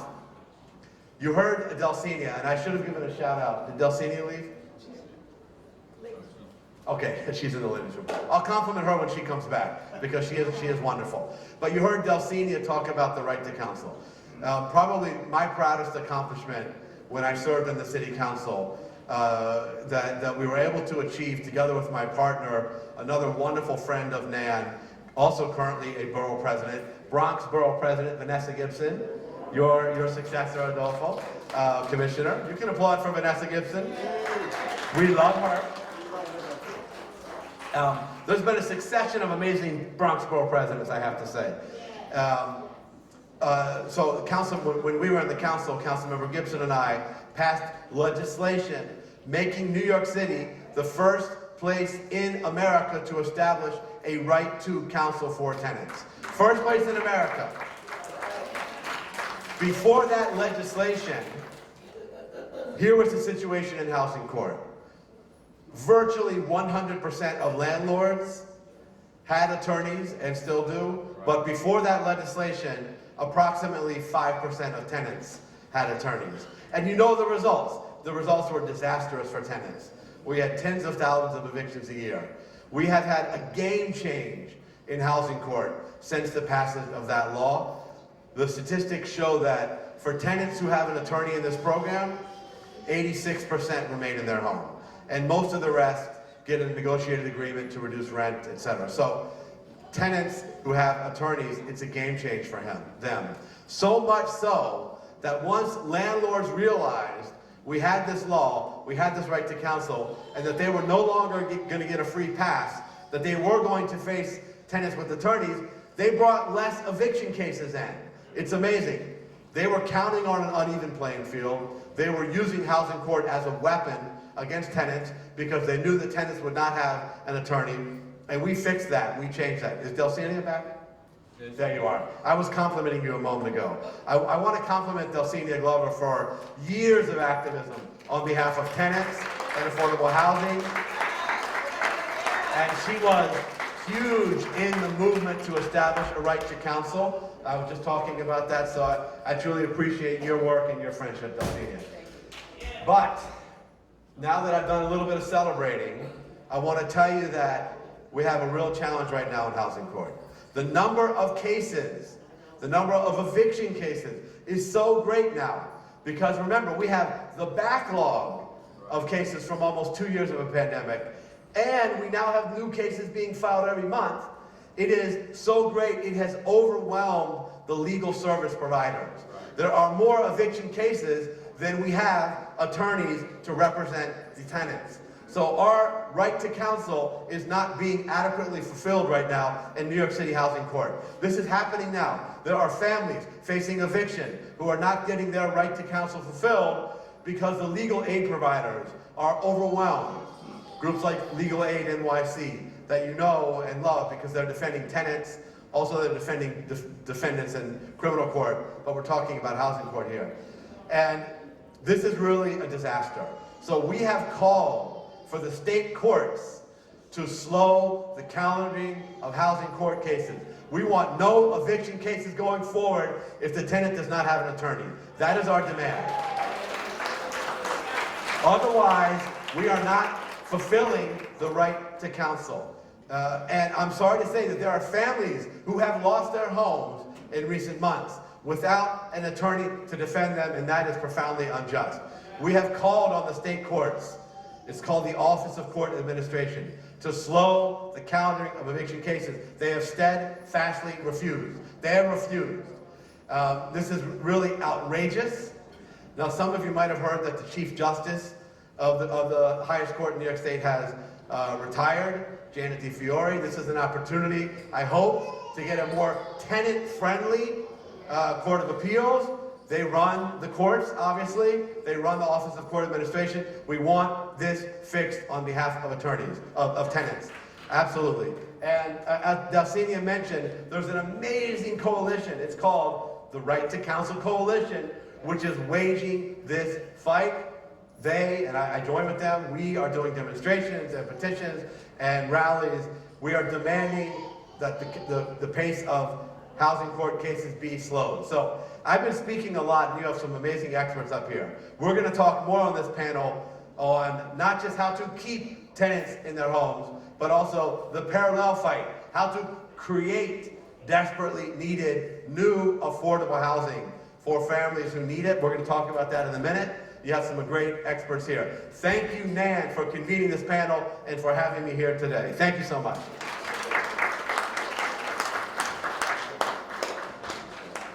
Thank you so much to the Manhattan Borough President. Actually, this is my second time in his presence this week. So thank you so much for being with us. Mayor Eric Adams had a scheduling conflict and he couldn't be with us on this afternoon. I know you see his face on the flyer, but part of the reason he might not be here is what Delphine Glover spoke about. He is kind of the person that is responsible for the increases that we're getting now. But what I'm going to do now, I'm going to bring up someone who is no stranger to the National Action Network. He's the former Bronx Borough President. I believe he was a councilman before that, but now he is the Commissioner of HPD. So welcome Adolfo Carrion to the stage. Thank you, Dawn. Good afternoon, Nan family. So good to see you and so good to be here. I'm so happy to be back. Let me, before I begin, just say thank you to Dawn. Thank you to my good friend, Reverend Alfred Sharpton, who keeps this torch lit. And every single Saturday, this torch is burning. Every single day, this torch is burning, the torch for justice. Thank you, thank you, thank you. Thank you to all of the Nan family, all of the people who come here, who listen to speakers, who demand something from our leaders, demand justice, demand what is right from our leaders, hold people to account. So I just want to thank our hosts. And I want to say something about el presidente del condado de Manhattan, mi hermano, my brother, Mark Levine. Give him a big round of applause. He's terrific, I tell you. You know, in politics, you got this thing where you kind of like, you kind of look at each other when you're in a room filled with elected officials and people involved in politics. And when somebody emerges, you kind of look and say, that's a comer. That dude is going places. And Mark Levine is going places. But he's not going alone. He's going with us because he fights for us. I love it. So listen, the last time, wow, I've been here as a district manager. I was here as a member of the city council in the late 90s. I came back to you as borough president numerous times. I came back here when I came out of federal prison after our activism that got us arrested down in Vieques, Puerto Rico. Remember the Vieques 4? It's on the wall. There it is, yes. I came back right after I came out of prison, and then I came back when the Reverend came out of prison because he got a longer sentence than me. Yes. Okay. So wonderful. I'll take a look at the photo before I leave, but it's good to be among family and friends. And thank you, my brother. I want to say that I want to start with just, you know, I was gonna share the state of the housing market, but I think the borough president really wrapped it up well. So I don't want to repeat what he shared. I want to share a little story. We were in Bed-Stuy this week on Wednesday night for the release of the homeowner's handbook. The homeowner's handbook. And it was a handbook. The initial printing was about 5,000 copies, and it's going to be online. It's available right now. If you go to HPD's website, you can find it, you can read it. There's important information there. But we were there with community-based organizations doing two things. Sending out a message that if you want to become a homeowner in New York City, we want to help you with down payment assistance. We want to be able to have you become a homeowner, whether it's an apartment, a co-op, a condo, or an actual standalone home. A 1 family, a 2 family, a 3 family, a 4 family. And we also wanted to send the message, and this is a high priority for the mayor, that if you do own a home, we want to make sure you're able to stay in your home. To hold on to that piece of real estate that's so important. And again, it can be a co-op, a condo, a standalone home. The ability for you to own a piece of real estate in New York City is very important. But that was not my point, because homeownership is part of a large plan that we've developed. My point in the story was that I was about to go up to speak at the microphone, and this young man in a suit, elegant, just well-presented, nice young man. And when I say young, like me, 61 years old, you know, young. and he says, "Sir, Commissioner, could I talk to you?" And he kind of waved me over. It was a little awkward. I didn't know what to expect. And he said, "Sir, I just want you to know I need your help." And I said, what's going on? He says, I work for the city of New York, and I'm homeless. And I said, what? He says, "Sir, I'm living in a shelter right now." So I said, wait, just stop. It doesn't compute, right? So then I turned to one of my deputies and I said, "Listen, first of all, give this guy a hug, because he needs love, but he needs a solution right now. He needs a solution. He needs a home. The answer to homelessness is a home." You know, there's advocates that are, oh, mental illness, crime, this and that. No, people need a home, a place to live that is secure and safe and affordable. And we're committed to making that happen. Now, those words are hard to back up. And you know, look, the mayor's made the biggest, the biggest investment in New York City history in affordable housing in this round. $22 billion. $22 billion. And we're working around the clock to figure out how to get more affordable units into the places that need it most. And it used to be that what drove our housing plan was this numbers-driven approach, right? So we're gonna do 30,000 units, we're gonna do 40,000, we're gonna do 100,000 units.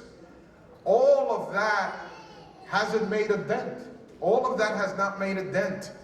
There are still New Yorkers, half of New Yorkers, almost half of New Yorkers paying 30% of their income for rent. And a third of New Yorkers are paying more than half of their income for rent. There's a reason people are becoming homeless. There's a reason we can't break the back of this trend. People just cannot afford. So what we've decided is to focus the efforts not so much on driving the numbers, but on driving the affordability. Bringing the price point down. It's a very simple solution. That means, I'm sorry guys, that means we have to invest more. And that's why we're doing a $22 billion investment in affordable housing. The other thing that we did, as we just presented it recently, the blueprint for housing, was we took all of the housing inventory in New York City. It didn't used to be this way.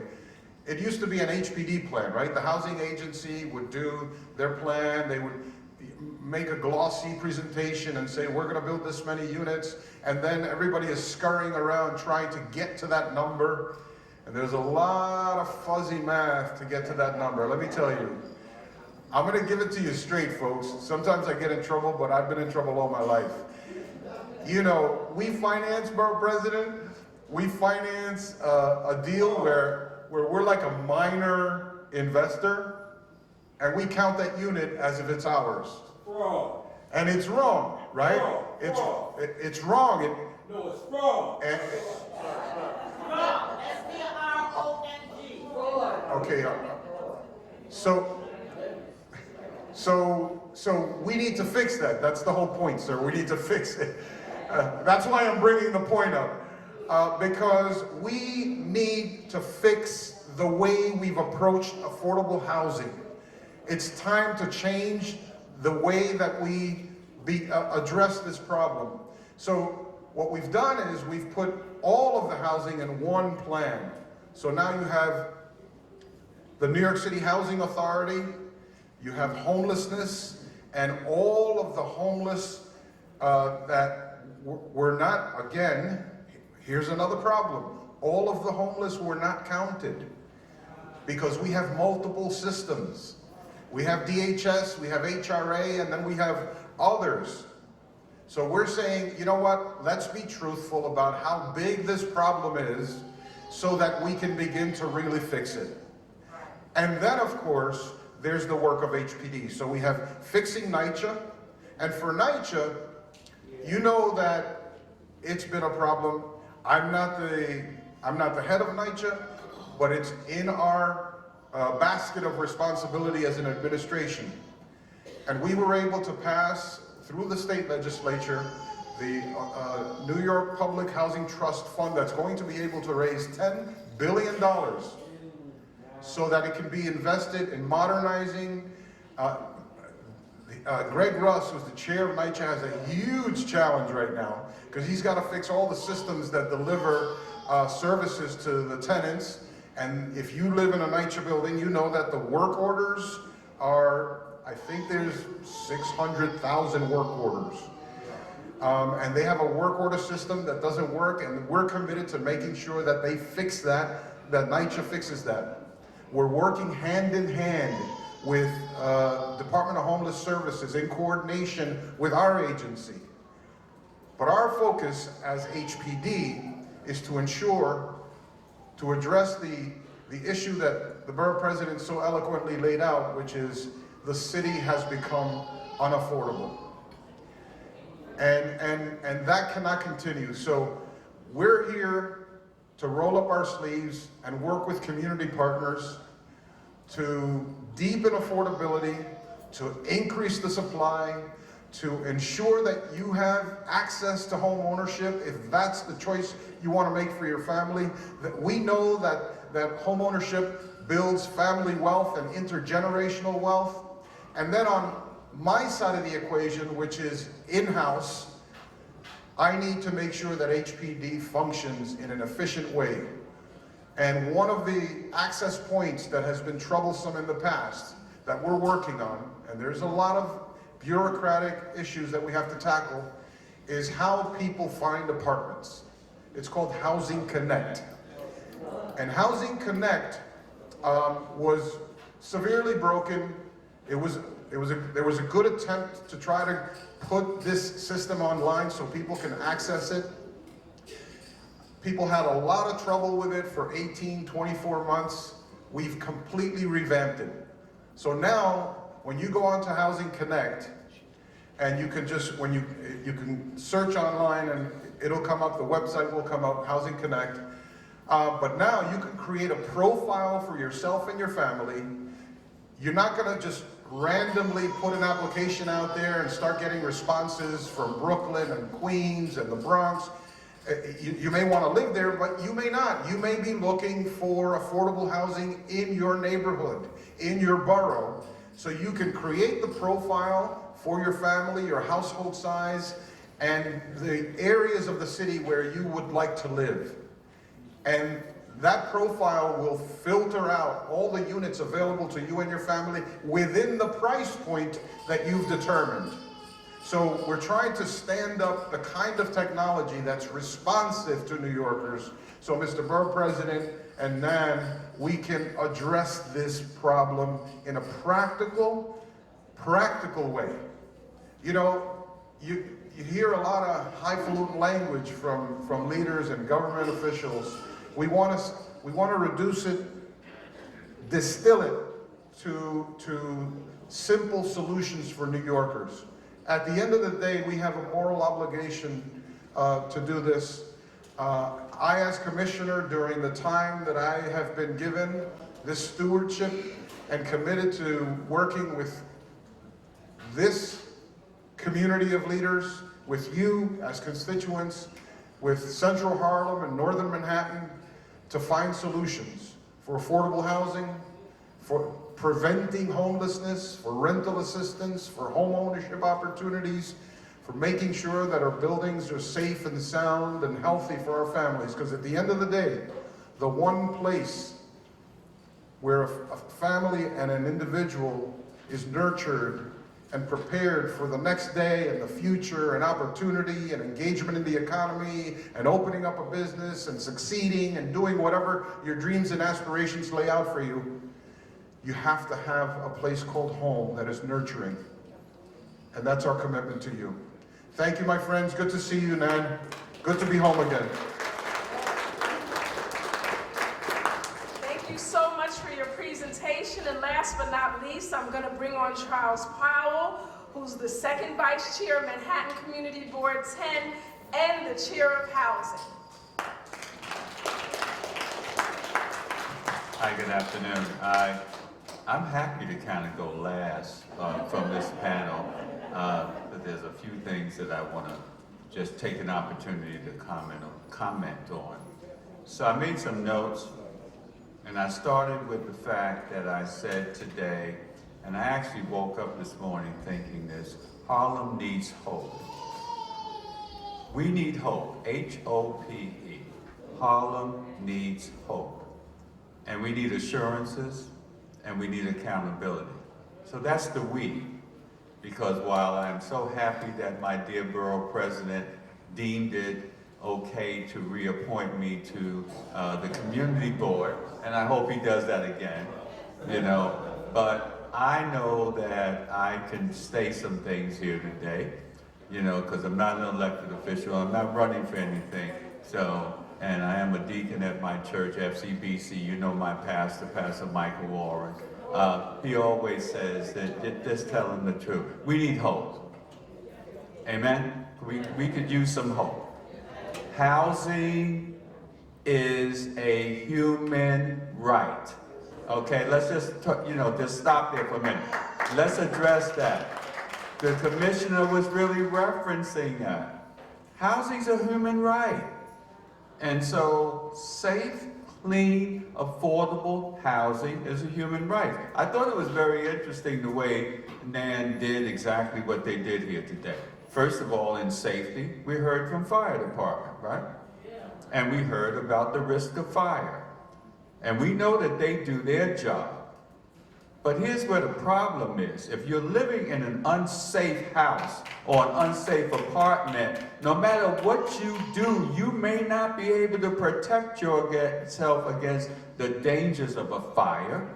But the other things that prevent us from safety, we talked about mold, and then we had the environmental person, right? And I don't know about you, I don't have confidence yet to drink the tap water, but let's just say, and I think New York probably has some of the best water in the world, but again, safe, clean, affordable housing. And that depends on some people to do the right thing, right? Not just us. Not just the residents, but owners and landlords, and that's what our dear borough president was talking about. He wants lawyers to represent tenants because he wants them to be held to the same level of accountability legally that their lawyers want the tenant to be held to. So we want some kind of equality there in terms of representation, and we thank Mark Levine really for the leadership that he has, and Del Senior Glover and others, and not just saying, oh, it's okay, now you have a right to counsel. Mark Levine is saying, it ain't necessarily working all that well right now. That's accountability. That's trustworthy and reliability, and that's what we need. So why am I always happy to be here? Because when you walk into the House of Justice, when you walk into the National Action Network, you're going to hear the truth. That's what the Reverend Al Sharpton demands and requires, and that's what we are going to hear today. So the truth is, we're in trouble. We have probably, in my time, and yes, we went through a health crisis with COVID, but it ain't nothing compared to this housing crisis that we are experiencing right now, right here, right across the street. Our community board just finished fighting a battle, right? With respect to a project that they were attempting to do called the 145 Museum Project. So we fought that battle, and I'm happy to be able to say that with the help of our dear, again, borough president, the community board said no. The borough president, I think, was getting closer to the answer, and if we had his involvement earlier on, if they had relied on him earlier on, we might have been able to have gotten something closer to what's acceptable to our community in terms of affordability. Because remember, I said, safe, clean, affordable housing. So we had to deal with that. Del Senior's a member of my housing committee, and she's a resident of Lenox Terrace, and as you know, we fought that battle and we won that battle because they were getting ready to build about 2 to 3 times the amount of housing that exists right there. And I'll never forget one of the environmental things that they were saying, oh, there's not going to be a problem at the 135th Street train station. We could triple the amount of the population, just like there wouldn't have been a problem if we doubled the amount of the population here for the 145th Street train station that doesn't even have a full train stopping at the station. But lack of accountability, there was an agency, the Department of City Planning, that said from an environmental point of view, the 145 project passed muster. Am I right, Mr. Borough President? Even though we don't have the ability for a bus that comes across 145th Street, by the time it stops on Lenox Avenue, it's already full, and you can't even go over to Riverbank State Park on that bus, and God forbid if people were trying to get onto a train station. And let's not talk about this dear sister who sang that wonderful, you know, Negro national anthem, who heads up the disability, you know, committee, and there's no elevator there. I mean, is it just me, or, you know, am I the only one that's just really seeing how big of a crisis this is? So we got a crisis. I see my sister, Kristen Richardson George, she's going to talk about one item that I had. She'll come up and talk about AMI, Area Median Income. She's been taking some real leadership on that. The commissioner talked about that, and I won't go there. But I do really want to talk about, you know, the fact that we also had our congressman here. So we got an issue because it's HUD, the United States Housing and Urban Development, that establishes the criteria by which area median income is established. And everyone knows that the area median income for this block right here on 145th Street is also now, you know, if you lived in Westchester, if you lived in other areas where, you know, where the average income of individuals is probably 10 times the amount of right here in this community, but you're held to the same standard, same AMI. What's wrong with that process? And that we've been talking about that forever. So there are people on our community board and others who are saying that we really need to go back to the drawing board as to how we are establishing who's eligible, you know, even when our council member and others establish, you know, with her metric, her rubric, a better understanding of a deeper affordability, more housing in the 0 to 30 AMI range, you know, but it's still hard to understand how we're still dealing with the same, you know, formula, you know, that everybody agrees does not reflect the true income of the people that live in our community, you and I. So that's an issue. And again, we need, what do we say? That happens here at the House of Justice. We get the truth, we have assurances, and we have accountability. And that's why when Dawn Jones said, come, I'm gonna come whenever my sister asks me to come, or whenever anybody asks me to come here, because this is a house of hope. This is a house of truth. So, I think I covered a few things. Commissioner, I think we're gonna talk with you. We're working on some things with our borough president. I remind everyone that the beauty of the Commissioner's Agency, it is housing, preservation, and development. I think recently, Commissioner, you know, we have had too many people thinking of HPD as just simply about development projects, and I'm so glad that you're saying it is about preservation. So again, you know, I can say it, because if I'm not reappointed or appointed or da-da-da, I don't care. You know, and that is, housing is a human right. As we've said, to deprive someone of that is to deprive them of their humanity. And we, not in the House of Justice, not here, not on our time, we will refuse to allow that to happen to any one of us. And as a deacon, I'll just end on this note. I follow, in our church, we call Jesus the carpenter. And one of the songs that we like singing, you know, he's the one who never leaves the one behind. Not one eviction is acceptable. Not one. Not one displacement of any tenant, because we need to be the one who never leaves the one behind. Thank you so much, and I'm available for questions.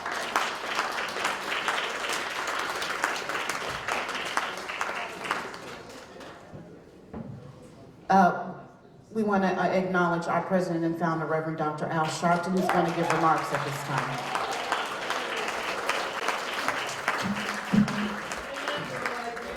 Let me thank Dawn and the committee for putting this together. I've been back in meetings, and then I have to go down to do my show, but I wanted to welcome everybody Clearly, as Derek and Katrina runs the chapter, I don't get involved in a lot of the local stuff, Commissioner, even though he and I went to jail together. We did. We protested in Vieques, and we said we were going to have a Black Latino coalition, and something happened funny. I got 3 months in jail, he got 1 month. Something about that coalition didn't work out for me. But I want you to know, even from national, and I'm doing my last couple of years in national, our dream was to build a civil rights movement, civil rights organization, the vein of Dr. King. I respect everybody else's vein, but there's some, and everybody ought to do what they do. I don't get in local politics. But I believe that streams ought at some point be an ocean, and where we can flow together and then go back in our streams. And all of us, as an ocean, should be against these evictions, be against this gentrification. Man is going to move because I would not deal with demands of people that want to uproot us. And people can take different approaches. We don't even have to talk, but we should understand each other. And that's why I told her I'm glad we're doing this. So as long as we can all we don't have to be each other's friends, but we don't have to be each other's enemies. As long as we can behave in a way that is cordial and respect everybody's lanes. And I told that to Mark Levine. I tell him to work with all of the locals. Did y'all acknowledge my sister Malcolm's daughter? Stand up, Malak. Come on, stand up. That's the daughter of Malcolm X.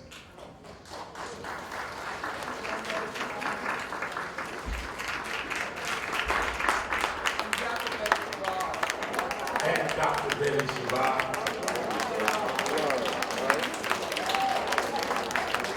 Dr. Betty Shabbat is my daughter's godmother. And we had different religious perspectives, but we worked together, even though I came out of the King movement. So I want everybody to know that we're for building a broad-based coalition. I don't need y'all to be taking pictures with me, and I don't need to be in your picture. Because you got to deal with your crowd. I got that. I don't need nobody to help me do nothing. I don't need to get on TV. I got my own TV show. But I do believe that some things ought to be fundamental to all of us. And all of us, whatever you do when they're not looking tells us who you are and what you stand for. And no amount of money, no amount of whatever should entice you. That's why I tell everybody, Mark Levine comes all the time, I tell everybody that we wanted to build a movement that would deal with our rights as a people, and we've done what we could in National Action Network. We welcome everybody here, from socialites to socialist Christians, so don't worry about it. We all together. On gentrification and eviction, we all together. Thank y'all, have a good session.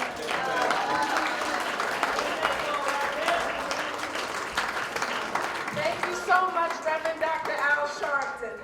At this time, before I bring on our Councilwoman Christian Richardson Jordan, I just want to recognize, I saw Kathy Jordan Sharpton in the house.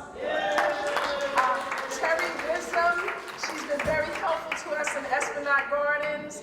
I actually saw someone writing a letter to the President of the United States regarding housing, who used to be with us. I think he goes back to us with Vieques, Amadou Diallo, Daniel Porro, John Gonzalez. He had asked us to do this last year, and we had the housing advocates last year. He wasn't here, but he's here with us today. And finally, Mo. Mo is the reason why we're all assembled in this room today. I walk in here each and every Saturday morning. My middle name is LaRae, but I call myself Dawn Late Jones. I'm usually late for everything, but I usually get here at 8:30 in the morning, and I was getting my temperature checked, writing it down, and he said, when y'all gonna do something on housing? So I said, well, you know what, this time I'm going to partner with the Housing Committee, Ms. Peterson. So she did a big job in putting all this together. I want to really thank her. So that she and he are the reason we are assembled here today. But what I'm going to do now is bring on our newly elected Councilwoman, Christian Richardson Jordan. Yay.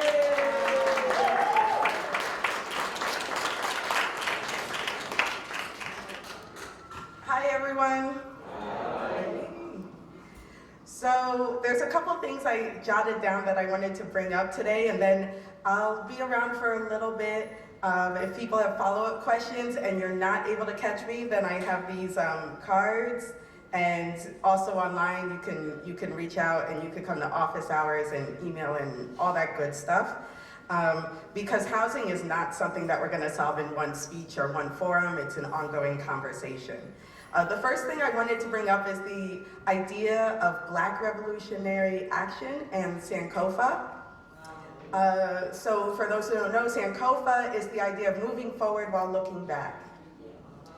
And as was described, I'm newly elected. I've been in office about 6 months. The first 3 months is putting on staff and figuring out the phones.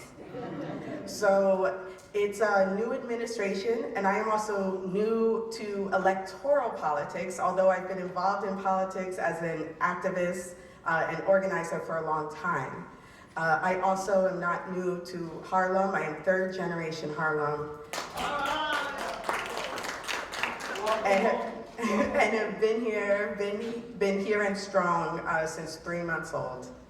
And I am very happy to serve my community in this way and to be part of that Sankofa energy of moving forward while looking back. And I think sometimes there's a little bit of tension when you talk about things like disrupting a district, because people think that that means a disruption of all the things we hold dear. But let me be very clear, as I was in the campaign and I've been ever since, that the disruption I'm talking about is a disruption of oppression, of white supremacy. And the change that I'm talking about is a Black socialist vision. So, and then the qualifier on that is important, because all we ever see in news media is either a whitewashed version of Black freedom fighting. They even do that with King. We don't even learn about the real Martin Luther King. We just learn a whitewashed version of Black freedom fighting, or we see a radicalized version of white people. So I think it's important to say that I stand in Black radical tradition that is not new or strange to Harlem. So with that, let me talk about some of my policies around housing. So I am prime sponsor of a Housing First bill. This is a piece of legislation that we are about to introduce. I'm excited. What it's going to call for is a shift in the way we operate in our city. So right now, New York is a right to shelter city. What that means is that we're guaranteeing people, or at least on paper, whether it's practically happening, that's a larger combo, but we're guaranteeing people on paper the right to shelter and then feeding into the shelter system. This Housing First legislation would actually tweak that so that we would be focused on a right to housing and the idea of housing as a human right. As Deacon Powell said, I too believe in housing as a human right. And it would, in the legislation, it would actually call upon different departments to work closely together to make sure that we're targeting permanent housing solutions and not just shelters. Because what we have right now is a system where people are living for long periods of time, years and years and years, in the shelter system without permanent housing. So that's one piece of legislation. I also have a legislative request for what is called a local median income. And I think, the deacon actually touched on this too. But we all are pretty well aware that AMI, which is area median income, which is the current metric being used, is not actually describing the needs of housing for our community. And not just us, but low income and majority Black and brown communities really throughout the country, frankly, are being miscategorized by this system of AMI. And here in Central Harlem, we're getting lumped in with Midtown, downtown, and even parts of Westchester in a metrics of supposed quote unquote affordability. Now, does that sound right? No. That does not sound right. So what we can do on a city level, because, and I'll be very clear, as a city councilwoman, we cannot change AMI. The city council cannot change AMI. But what we can do is we're introducing a piece of legislation around this idea of local median income, which would add information to new projects, and it would evaluate the local income of the area. So for example, when we were talking about a project in this very space, I was looking at the data for the census tract for this area of our district, which is one of the poorest areas of the district, and we have a median in this area of about 35K. So what we need to understand is that if you come to an area where the median in that particular area is 35K, and you introduce a project that has whoppingly large amounts of market rate housing, which means that you're looking at incomes of 6 figures, then you are, in point of fact, gentrifying an area. So part of why I was strongly opposed to that project in that iteration is because it was gentrification to our area.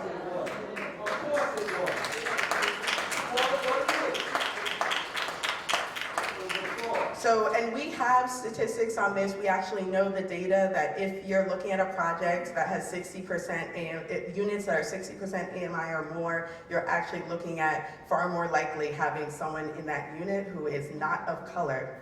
And that's not even saying specifically not black, but I'm saying not of color, so white.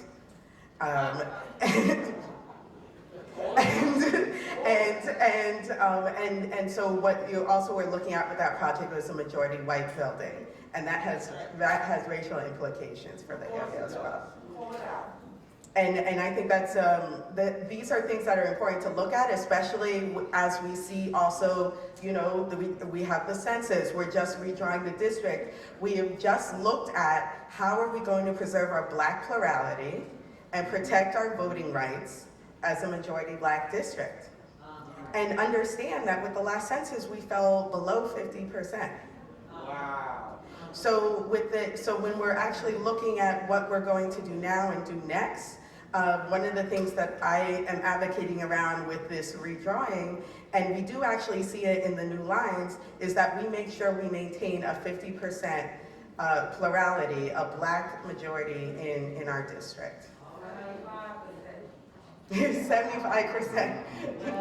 Well, we are actually looking at some ways that we may be able to increase the black plurality. So if you're interested in that, you should definitely reach out to us, because we are actually seeing block by block what we might be able to do in advocacy to increase it even more than what it is. So I'm sorry, I deviated a bit, which is what I do, but let me. I wanted to make sure to cover Sankofa, housing. Okay, so I also have legislation. I introduced a legislative request around democratizing and making transparent our ULERP process. So I see some applause for those who know the ULERP process. So I see some applause around that. So this is something that we're still crafting the details in our housing task force. And if you have any interest, please join us. We have housing task force meetings on Zoom every Monday, 6 to 8 p.m. The task force list is over 200 people at this point, and we always have a lively and interesting discussion. But the Housing First legislation that I previously mentioned is an idea that I had that then we actually had the task force members help us in crafting. So it's a good way to be involved. But we are working right now, and I plan to talk when the community board is back in session to talk with community board members about this, the ULERP process, and what we can do to make it more democratic and more transparent.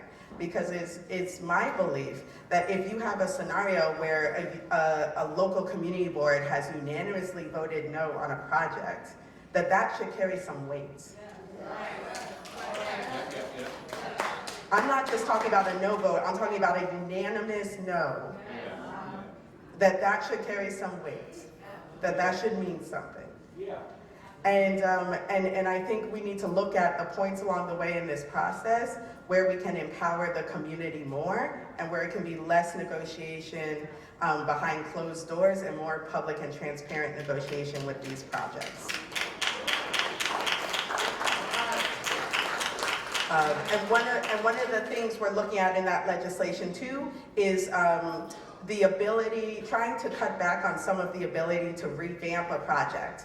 Because one of the things that I noticed with 145 was the project that the community board saw was 2 iterations back from the project that I saw by the time it got to the council. And there's something very off about that, that we can't actually see the same project and have community input happening along the same time. And actually shout out to Cicely and Community Board 10, because they did call an emergency meeting and we had a really vibrant community Zoom so that we could loop the community board and the community into that final proposal of the project. So I do want to say shout out to them, but there's a lot that needs to change in that process.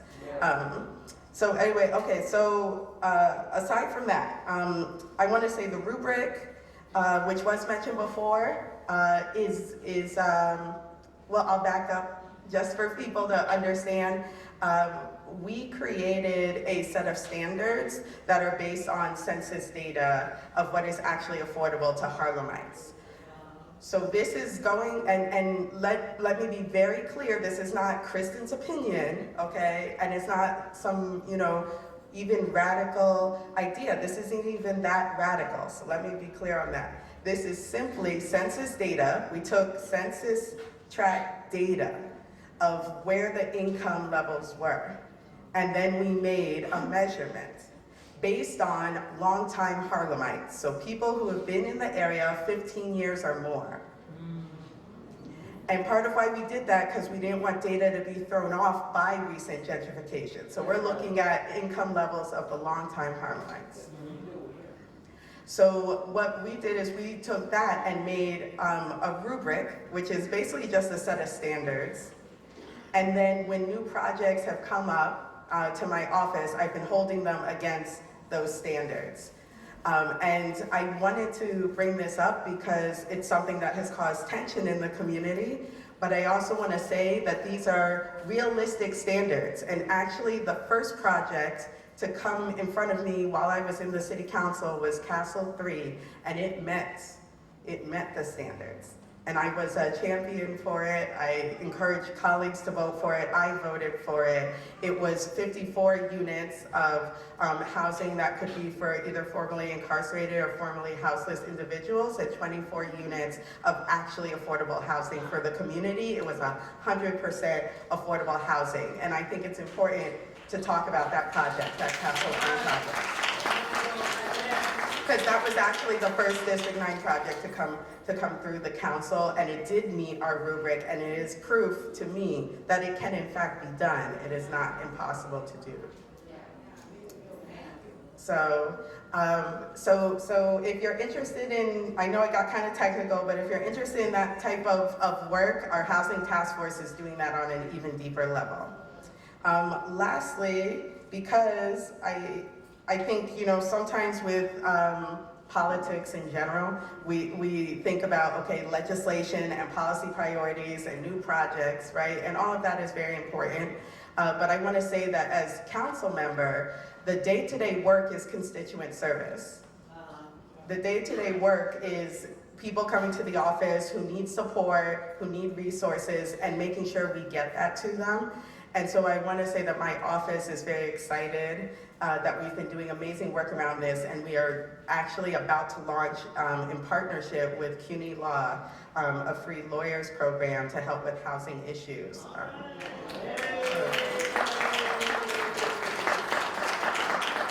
And part of why we've done this is as we refer people to, resources and agencies and nonprofits, the lines are very, very long because we simply do not have enough to meet the need. So that is something that our office is, and I personally am very excited about, that I wanted to let you know. If you take one of our cards, you could pass it around, you could let anyone who is a neighbor or friend who may be experiencing eviction, who may be struggling with back rents, who may have issues around repairs, that we are able to respond to and address those issues. And then last but absolutely not least, I would like to talk about the Summer of Hope, and I have some flyers around this. The Summer of Hope is an initiative from Black Opportunities, Inc. I'm very proud to say that we have sponsored the initiative, and it is community-based, family-friendly activities on the block from 4 p.m. to 8 p.m. every single day. It's happening today, it's happening tomorrow, it's happening the day after tomorrow. Every single day this summer.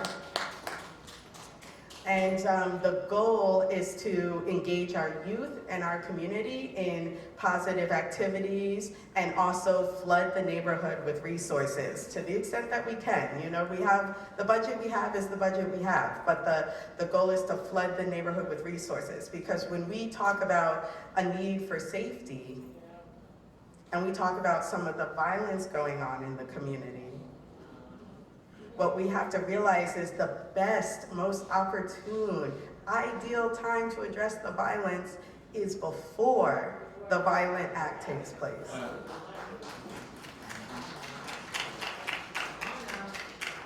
And that's why the investment needs to be in initiatives like Summer of Hope. So if you want a flyer or know anyone interested, I will pass some of those around. And the investment also needs to be in education. And one of the things that I did before running for office was I was a teacher for over 10 years. And it is with that lens, along with looking at some of the cuts to mental health, some of the cuts to homelessness, houseless services. It was looking at some of that that led to my no vote on the city budget. So, and that is not to say that there weren't some good things in the budget.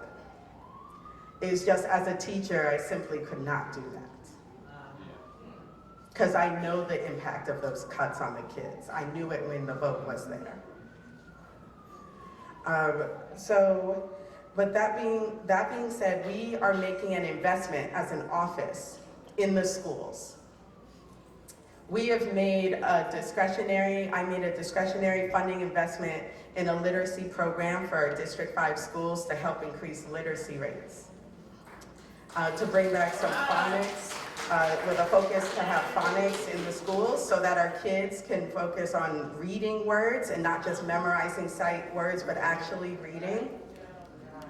And I also have made a capital funding allocation in a program that we're calling ACT in Schools, ACT, ACT, and it stands for Advancing Classroom Technology, and we're putting smart classrooms in different sites throughout the district to inspire our kids in their learning and in growing technology so they can have the same kind of access that other students in wealthier districts and in wealthier schools have. So I wanted you all to know about some of those things, some of the initiatives from the office. Please reach out to us. In addition to having the housing task force meetings, we also have education task force meetings, and we have a lot of great stuff. So thank you for the time.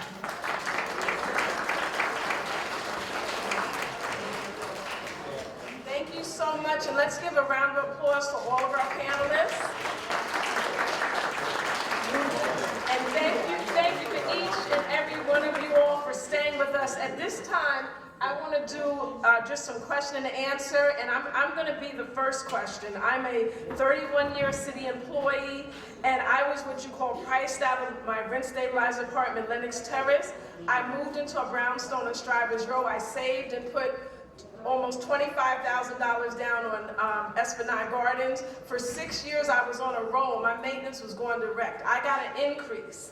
And I am I'm not quite like I was in Lenox Terrace, but I'm struggling to pay that increase with my first paycheck. I got to use 2 paychecks. So my question is there anything that they can do about at least the folks that were new to the co-op putting money down and having to go with the increases, and the work is not good. I mean, the capital improvement work isn't good. I have to bring in, yes, I'm going to have to bring in my own contractor to do my bathroom homework.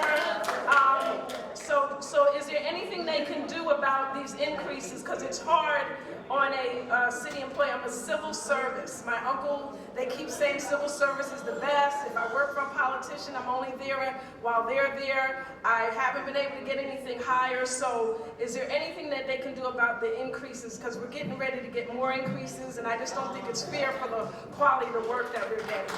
And my second question is regarding the storage place. There was a car wash there, and I have to park under the FDR Drive. The bird stuff gets over the car. I have to go to the bridge to wash the car. So how did some of these things get there? I mean, I'm on the board of National Action Networks. I was in an awkward position regarding the development. I would love to see a museum here, but I have a view of the whole downtown. I don't want my view blocked. So my question first to the chairman of Community Board 10 Housing is about how some of these things got here. And I don't recall, I was on the board for about 8 years through Virginia Fields. I don't recall these things coming before Board 10. So that's my first question. Okay, so before we begin the Q&A question, I'm going to bring everyone's remembrance back to the announcement that I made at the top of today's forum, that we're going to be respectful of everyone's time, right? And we're going to be absolutely respectful of our elected officials who have taken time out of their Saturday to stand and hold space for us to present our housing issues. Now, for the sake of time, we've asked that everyone, and I'll wait until you all finish having your side conversations. We asked for everyone to, we passed around index cards for people to submit questions, and we'll bring as many of them to the forefront as we can. And whatever is not answered, as the chair of our housing committee indicated, we will make sure they get to the correct departments for responses, okay? So you don't have to worry about them not being addressed or acknowledged at all, but it's almost 3 o'clock on a Saturday afternoon, and so we want to be respectful of everyone's time. We're going to get through as many questions as we can, but I'm going to ask that you all keep your chatters, your outbursts to yourself, or you can go ahead and hold space outside and do all the outbursts and chattering and shouting that you would like. But we want to hear as much information as we possibly can. And they have taken the time to stay here with us to respond. So let's give them our respect and be as quiet as possible. If you have a question, make sure you get an index card to write it down so that we can pull as many as we can. And we'll have a follow-up to this. This is not the first one. You know, tomorrow will be another day, and we'll plan to do this again quarterly so that everyone can come together and get updates as to what is happening with regards to housing across the city. Okay, so thank you for your acknowledgement. Thank you for your understanding. Thank you for being respectful of one another and certainly of our elected officials as well. Dawn, you can continue. Yes, okay. So if I could just it would be the Ward 10 and the commissioner to answer that question, and I'm going to go. And just to be clear, we have Maurice Burt who is going to read the questions. Yes. So there should not be a line here. Okay, you all can sit, relax, enjoy the AC, and enjoy hearing the response from our officials who have taken the time to be with us today. Thank you so much, you all. So, Dawn, I'm going to defer to the commissioner, but I'm going to offer an answer first to your question on the storage. Yes. One, we don't have a real great plan as to what we're going to be doing with anything here in Central Harlem, but that is, a facility that was built as a matter of right. So that means that we have no governmental control. If it's not, as our council member mentioned, if it's not a ULURP, meaning the Uniform Land Use Review Procedure, if it's not then a matter of going or the need to go to the Department of City Planning or one of the other areas to get a variance or zoning or doing everything. So, and the reason I said that earlier part, if we had a comprehensive zoning plan, Commissioner, like we have in other areas where we've been protecting the community against, what we may view to be predatory, development or unreasonable development, then we can prevent the matter of right scenarios. So we need to have a plan not to allow these people to come and say, and by the way, the people at 145 has already said, okay, you don't give us what we want, we're going to give you some more storage places and doing whatever, and not affordable housing. So we need a plan.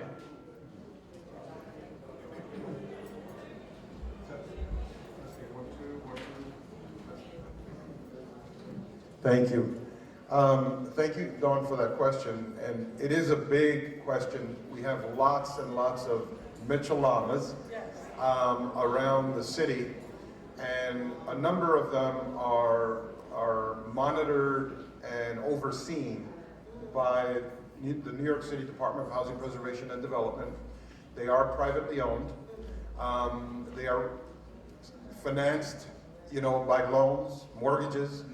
And so the last refinancing of Esplanade Gardens was a $108 million loan to deal with a whole bunch of issues. And I know you raised the issue about the quality of the work, which is always a challenge. We work with contractors. I mean, obviously the ownership works with contractors, and you try to get the best work possible for the development.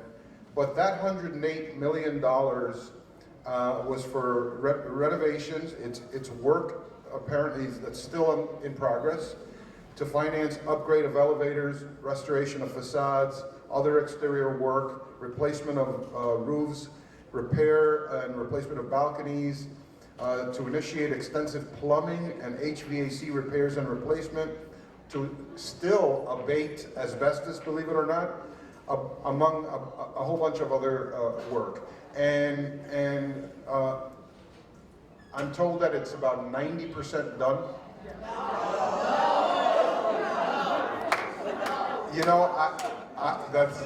That's the reaction I was looking for. Now we're talking about truth telling. You got to tell me if they're telling me, if they're being accurate. Now here's the thing, and I in the interest of time and with respect to other questions, I'm happy to come back with a team to sit and walk through this, and we'll do an actual walkthrough with you to see what I did it just last week. I went out to y'all know Linden Plaza out in Brooklyn. It's 1,525 units, big, yeah, same time period of construction. They also took out a big loan. In terms of the increases are always related to the mortgage, right? To the payments that you have to make to ensure that the work can get done. Right. It's just like owning a home, but this is a collective that owns the home. So, but we'll come back, we'll sit down, we'll go through the numbers, we'll do an on-site visit. I'm happy to work with this community. Okay, thank you. That's your commitment. Okay, now we're going to go to... John, let me just say this. I just want to say that the community board is prepared. I just spoke to the council member. We're all prepared, Commissioner, to join you, on that. Thank you for that. Okay, well, thank you so much. All right, now what I'm going to do, I'm going to go to Mo. He has the index cards for the question and the answers. Yes. Ready? Good afternoon. Okay, so the first question is anonymous. It says, what is the pH level for the tap water in New York? Okay, that would be for one of the educators. Is he still here? Please come. So the person that gave that question, you can kindly ask the expert back there. I'll just move on to the next, unless you want to come in. If the educators can kind of assemble right here in case there's questions for them. Thank you.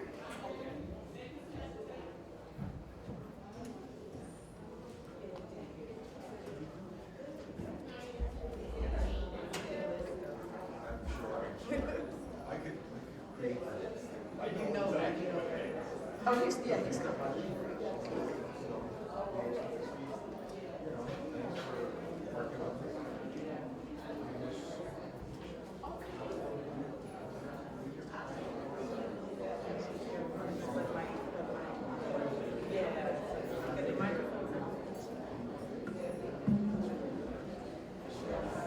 Great question.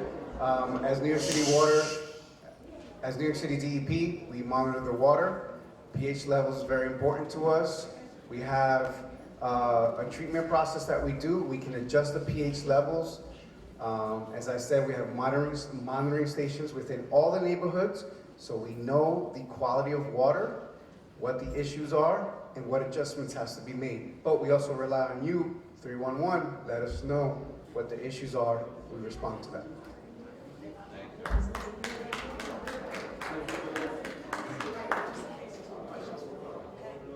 Okay, next question.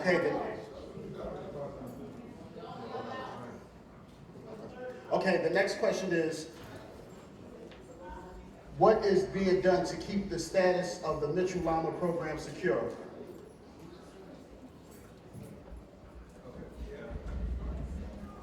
The Mitchell-Lama program is one of the most successful affordable home ownership and rental programs in our state. The challenge is always when there needs to be an increase in common charges, rent price, because you take out a loan, you refinance because you got to fix the building, you got to replace the roof, you have to replace elevators, you have to modernize, you have to, you know, whatever the work needs to be done, there naturally will always be an increase. These increases are generally either self-imposed, if it's a full-on cooperative, or imposed by virtue of the fact that the owner has financed work that needs to be done. The problem that we've had across the city is that a lot of the co-ops have voted against rent increases for periods as long as 10, 12 years, but the cost of operating the building has outpaced the rent that people are paying. So you get this huge delta between what's actually coming in and the obligations that need to be paid. So then all of a sudden, you're in a crisis and you say, oh wow, we need a 20% increase, a 30% increase just to catch up, right? So I'll give you two things. One is when we do, and we try to encourage natural, normal increases that go up with the cost of just doing anything in a city like New York or anywhere in the country for that matter. What we try to do is encourage reasonable increases, and then what we do is, so for instance, if there is that 20% difference, we'll say, let's spread it out and stage it over a period so that it doesn't hit you all at once. That's one. And number two is, let's do an eligibility search of the entirety of that tenancy for SCREE, which is the Senior Citizen Rent Increase Exemption Program, so that it will give, especially folks who are aging in place, longtime residents, as the council member referenced earlier, that we want to make sure they stay here. They have stable, good, safe, clean housing. So we will apply that support to those tenants that qualify. The other is called DRIE, D-R-I-E, which is for the disabled. And we do, basically, in effect, does the same thing. It gives them the rental assistance, the bump, to cover that cost. The other thing we do is we apply a Section 8 filter to the tenants and say, who qualifies for Section 8 rental assistance now that the rent has risen above their reach. And so that's a thing that we can do with every single Mitchell-Lama around the city that we're responsible for. Obviously, the state is also responsible for some of the Mitchell-Lamas. My apologies, the way we're doing it today, we're doing it with index cards, so we have to go to Maurice. But there'll be another time where we'll have another forum when you can orally ask your question. Okay, I'm going to move on to the next question. I'm going to just jump around. Okay, so I'm sorry, can I say one thing on the previous question? I'll be very quick. I apologize. We're chatting here that we agree. We need an entire forum on Mitchell-Lama because there are so many questions. Yes, it's a complicated program and there's a lot of work to do. But I'll say this. The idea that the city or the state government, that local government can just create a Mitchell-Lama and then walk away, that doesn't work. Mitchell-Lamas are providing something of value on an ongoing basis, which is an affordable home. And therefore, they're giving something to the city, and it makes sense that the city would support them and help them and invest them, whether it is low-cost financing or even potentially grant money. I'll give one example. Esplanade Gardens has a big problem with a seawall that needs repair, and that to me is an appropriate investment of city money so that the shareholders don't have to cover that. So, and I don't know if we talked about that, but the council member and I are going to talk about that. So we need to support you, and I'm excited for the walkthrough at Esplanade. Thank you, Commissioner. I'm going to be there with the council member. But I want to repeat that idea. The city can't just walk away from Esplanade or any Mitchell-Lama. We have to continue to support and invest for the long run. Thank you. All right. Yeah. Esplanade came out today, huh? All right. The next question is, what is being done to monitor management companies under HPD that continue to warehouse apartments and sell them to unqualified applicants?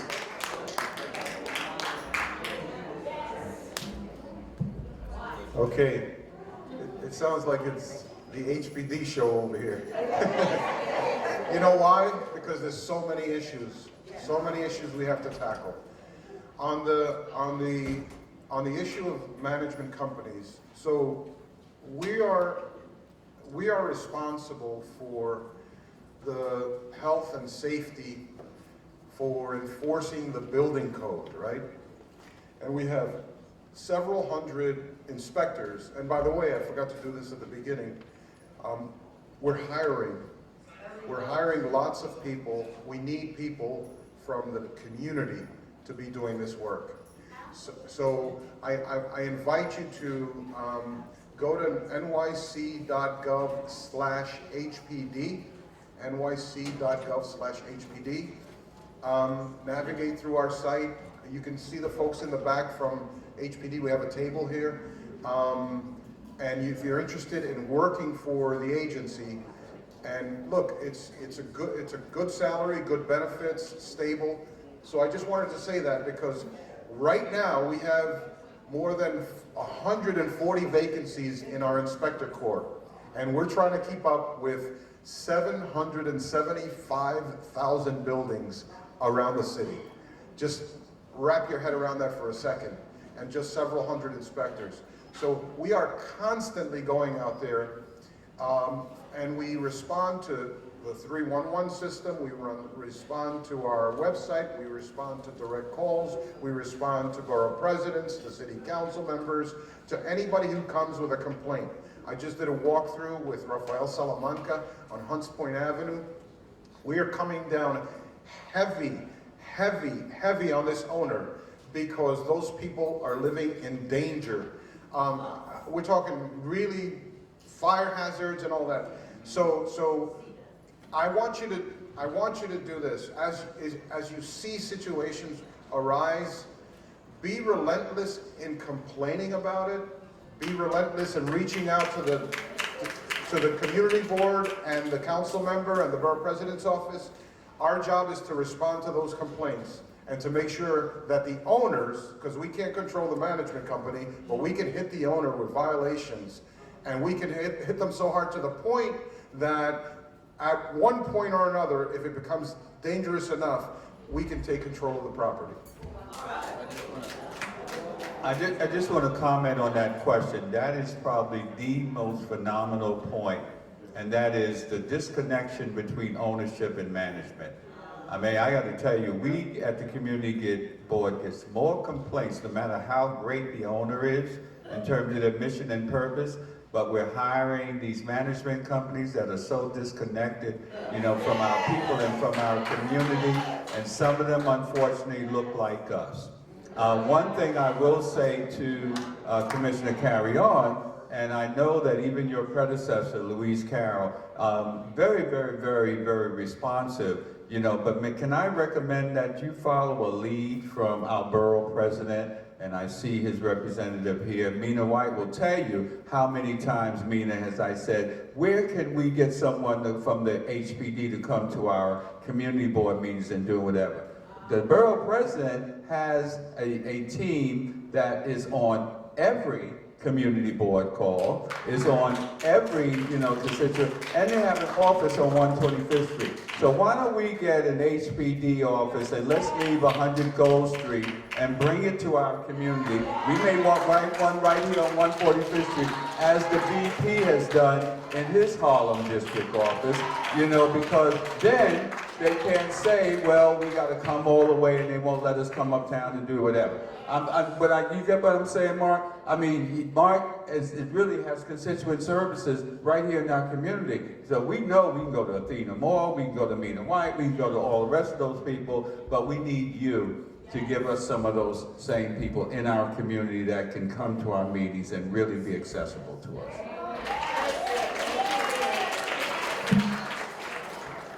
Good. Okay, moving on to the next question. Excuse me, I would like to know why outsiders/foreigners come here and be accommodated for services before the people that actually live within the zip code.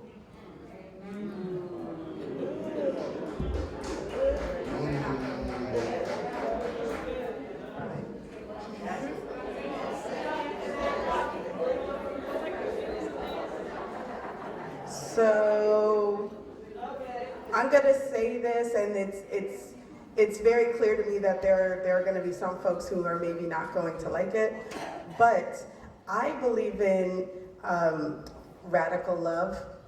I believe in love and service for all people. I believe in Black and brown solidarity.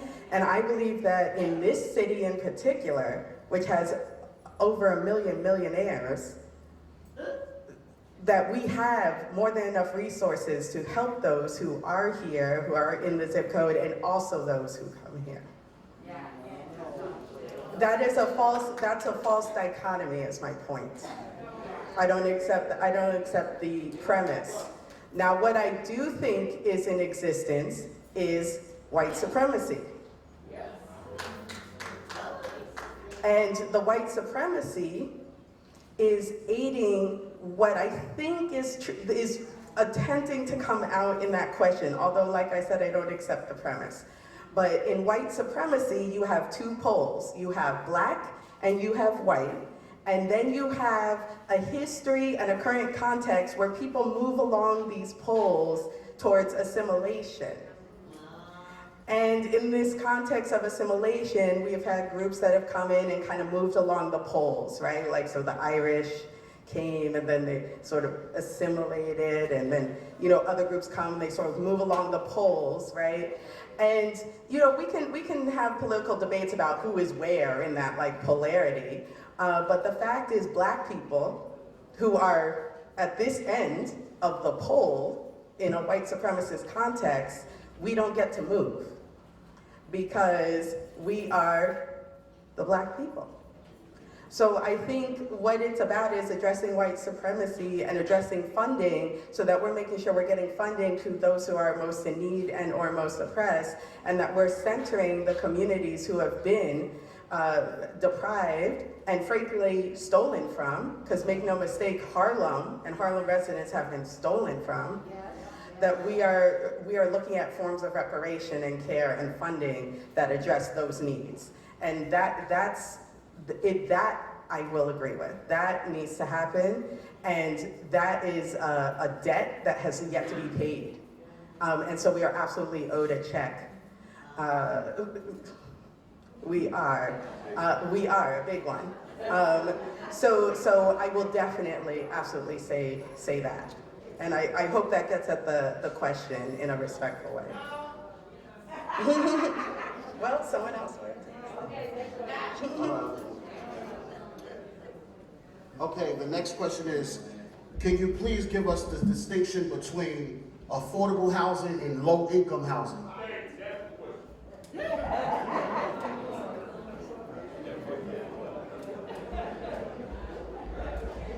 Yes. So, affordable housing is a concept that spans many income levels, right? And it's related to a high-cost city and the difficulty people have to make rent payments relative to their income.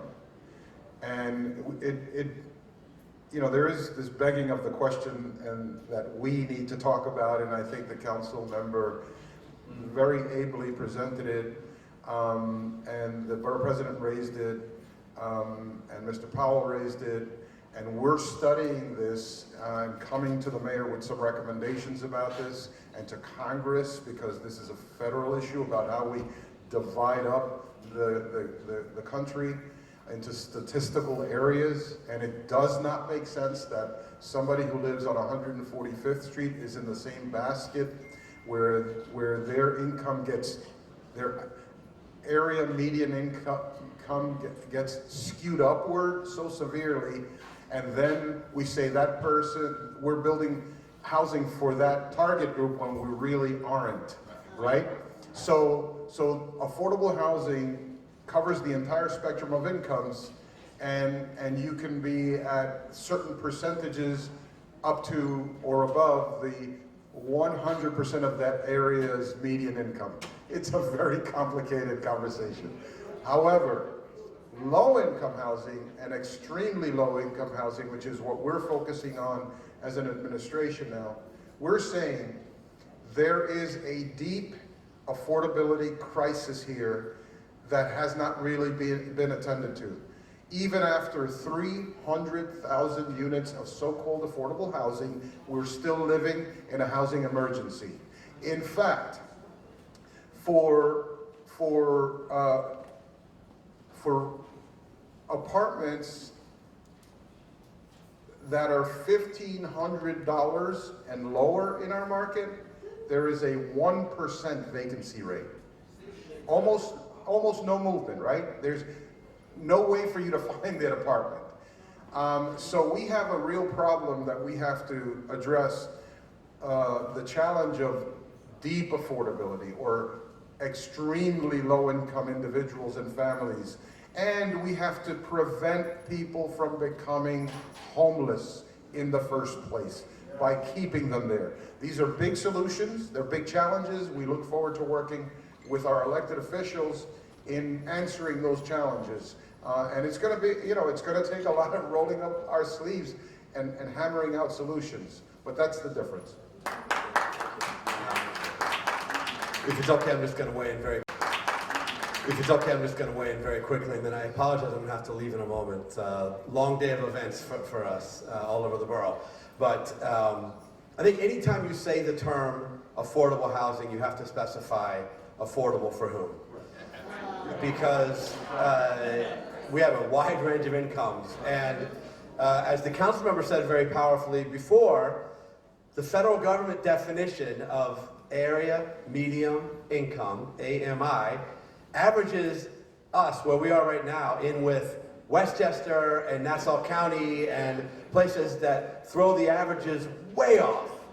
And that's the income standard that they're using for anything in New York City, whether it's in Harlem or the Bronx or Midtown. They're using the same area, which throws the average way off.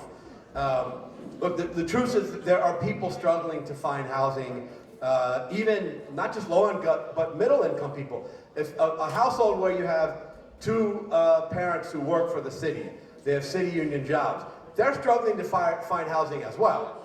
And so we need to help people at various points in the income ladder, but there is no doubt that the biggest challenges and the biggest unmet need, as the commissioner just said, and certainly as the council member has said, is at the lowest rung of the economic ladder. So we have needs at various levels of income, but we have to specify exactly what income. And that's why I try and use the term income targeted as opposed to affordable, because then you're immediately going to have to answer the question, well, what income are you targeting?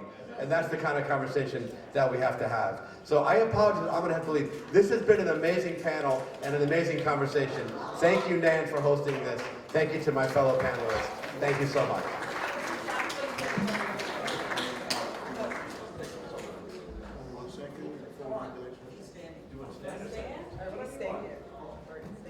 sit.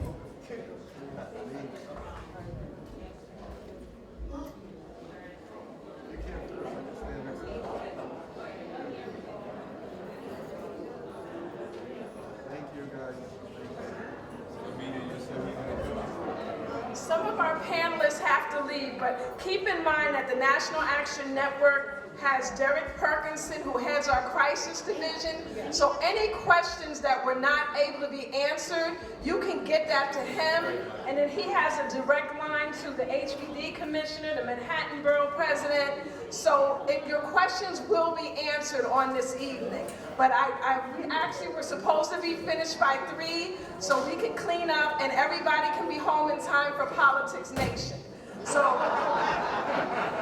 okay, and I actually have a night job I have to be at 5 o'clock. So I thanked our panelists. So once again, let's give them a round of applause for being with us on a Saturday afternoon. And for you all for being here, we have light refreshments, especially for those of you that were at the rally on this morning. So we're gonna let the panelists leave. Anyone that can stay, we have information, and then we're just going to close out with a prayer. Thank you, everyone, for coming. Thank you.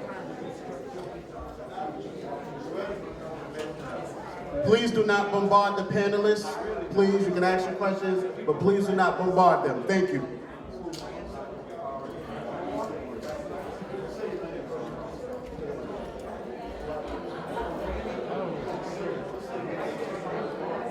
Okay, what I want to do, I just want us to close out properly. Reverend James Clemens, our chaplain, is here to close us out in prayer. If I can have your attention. On mic, please. Can we have everybody pause for a second, please?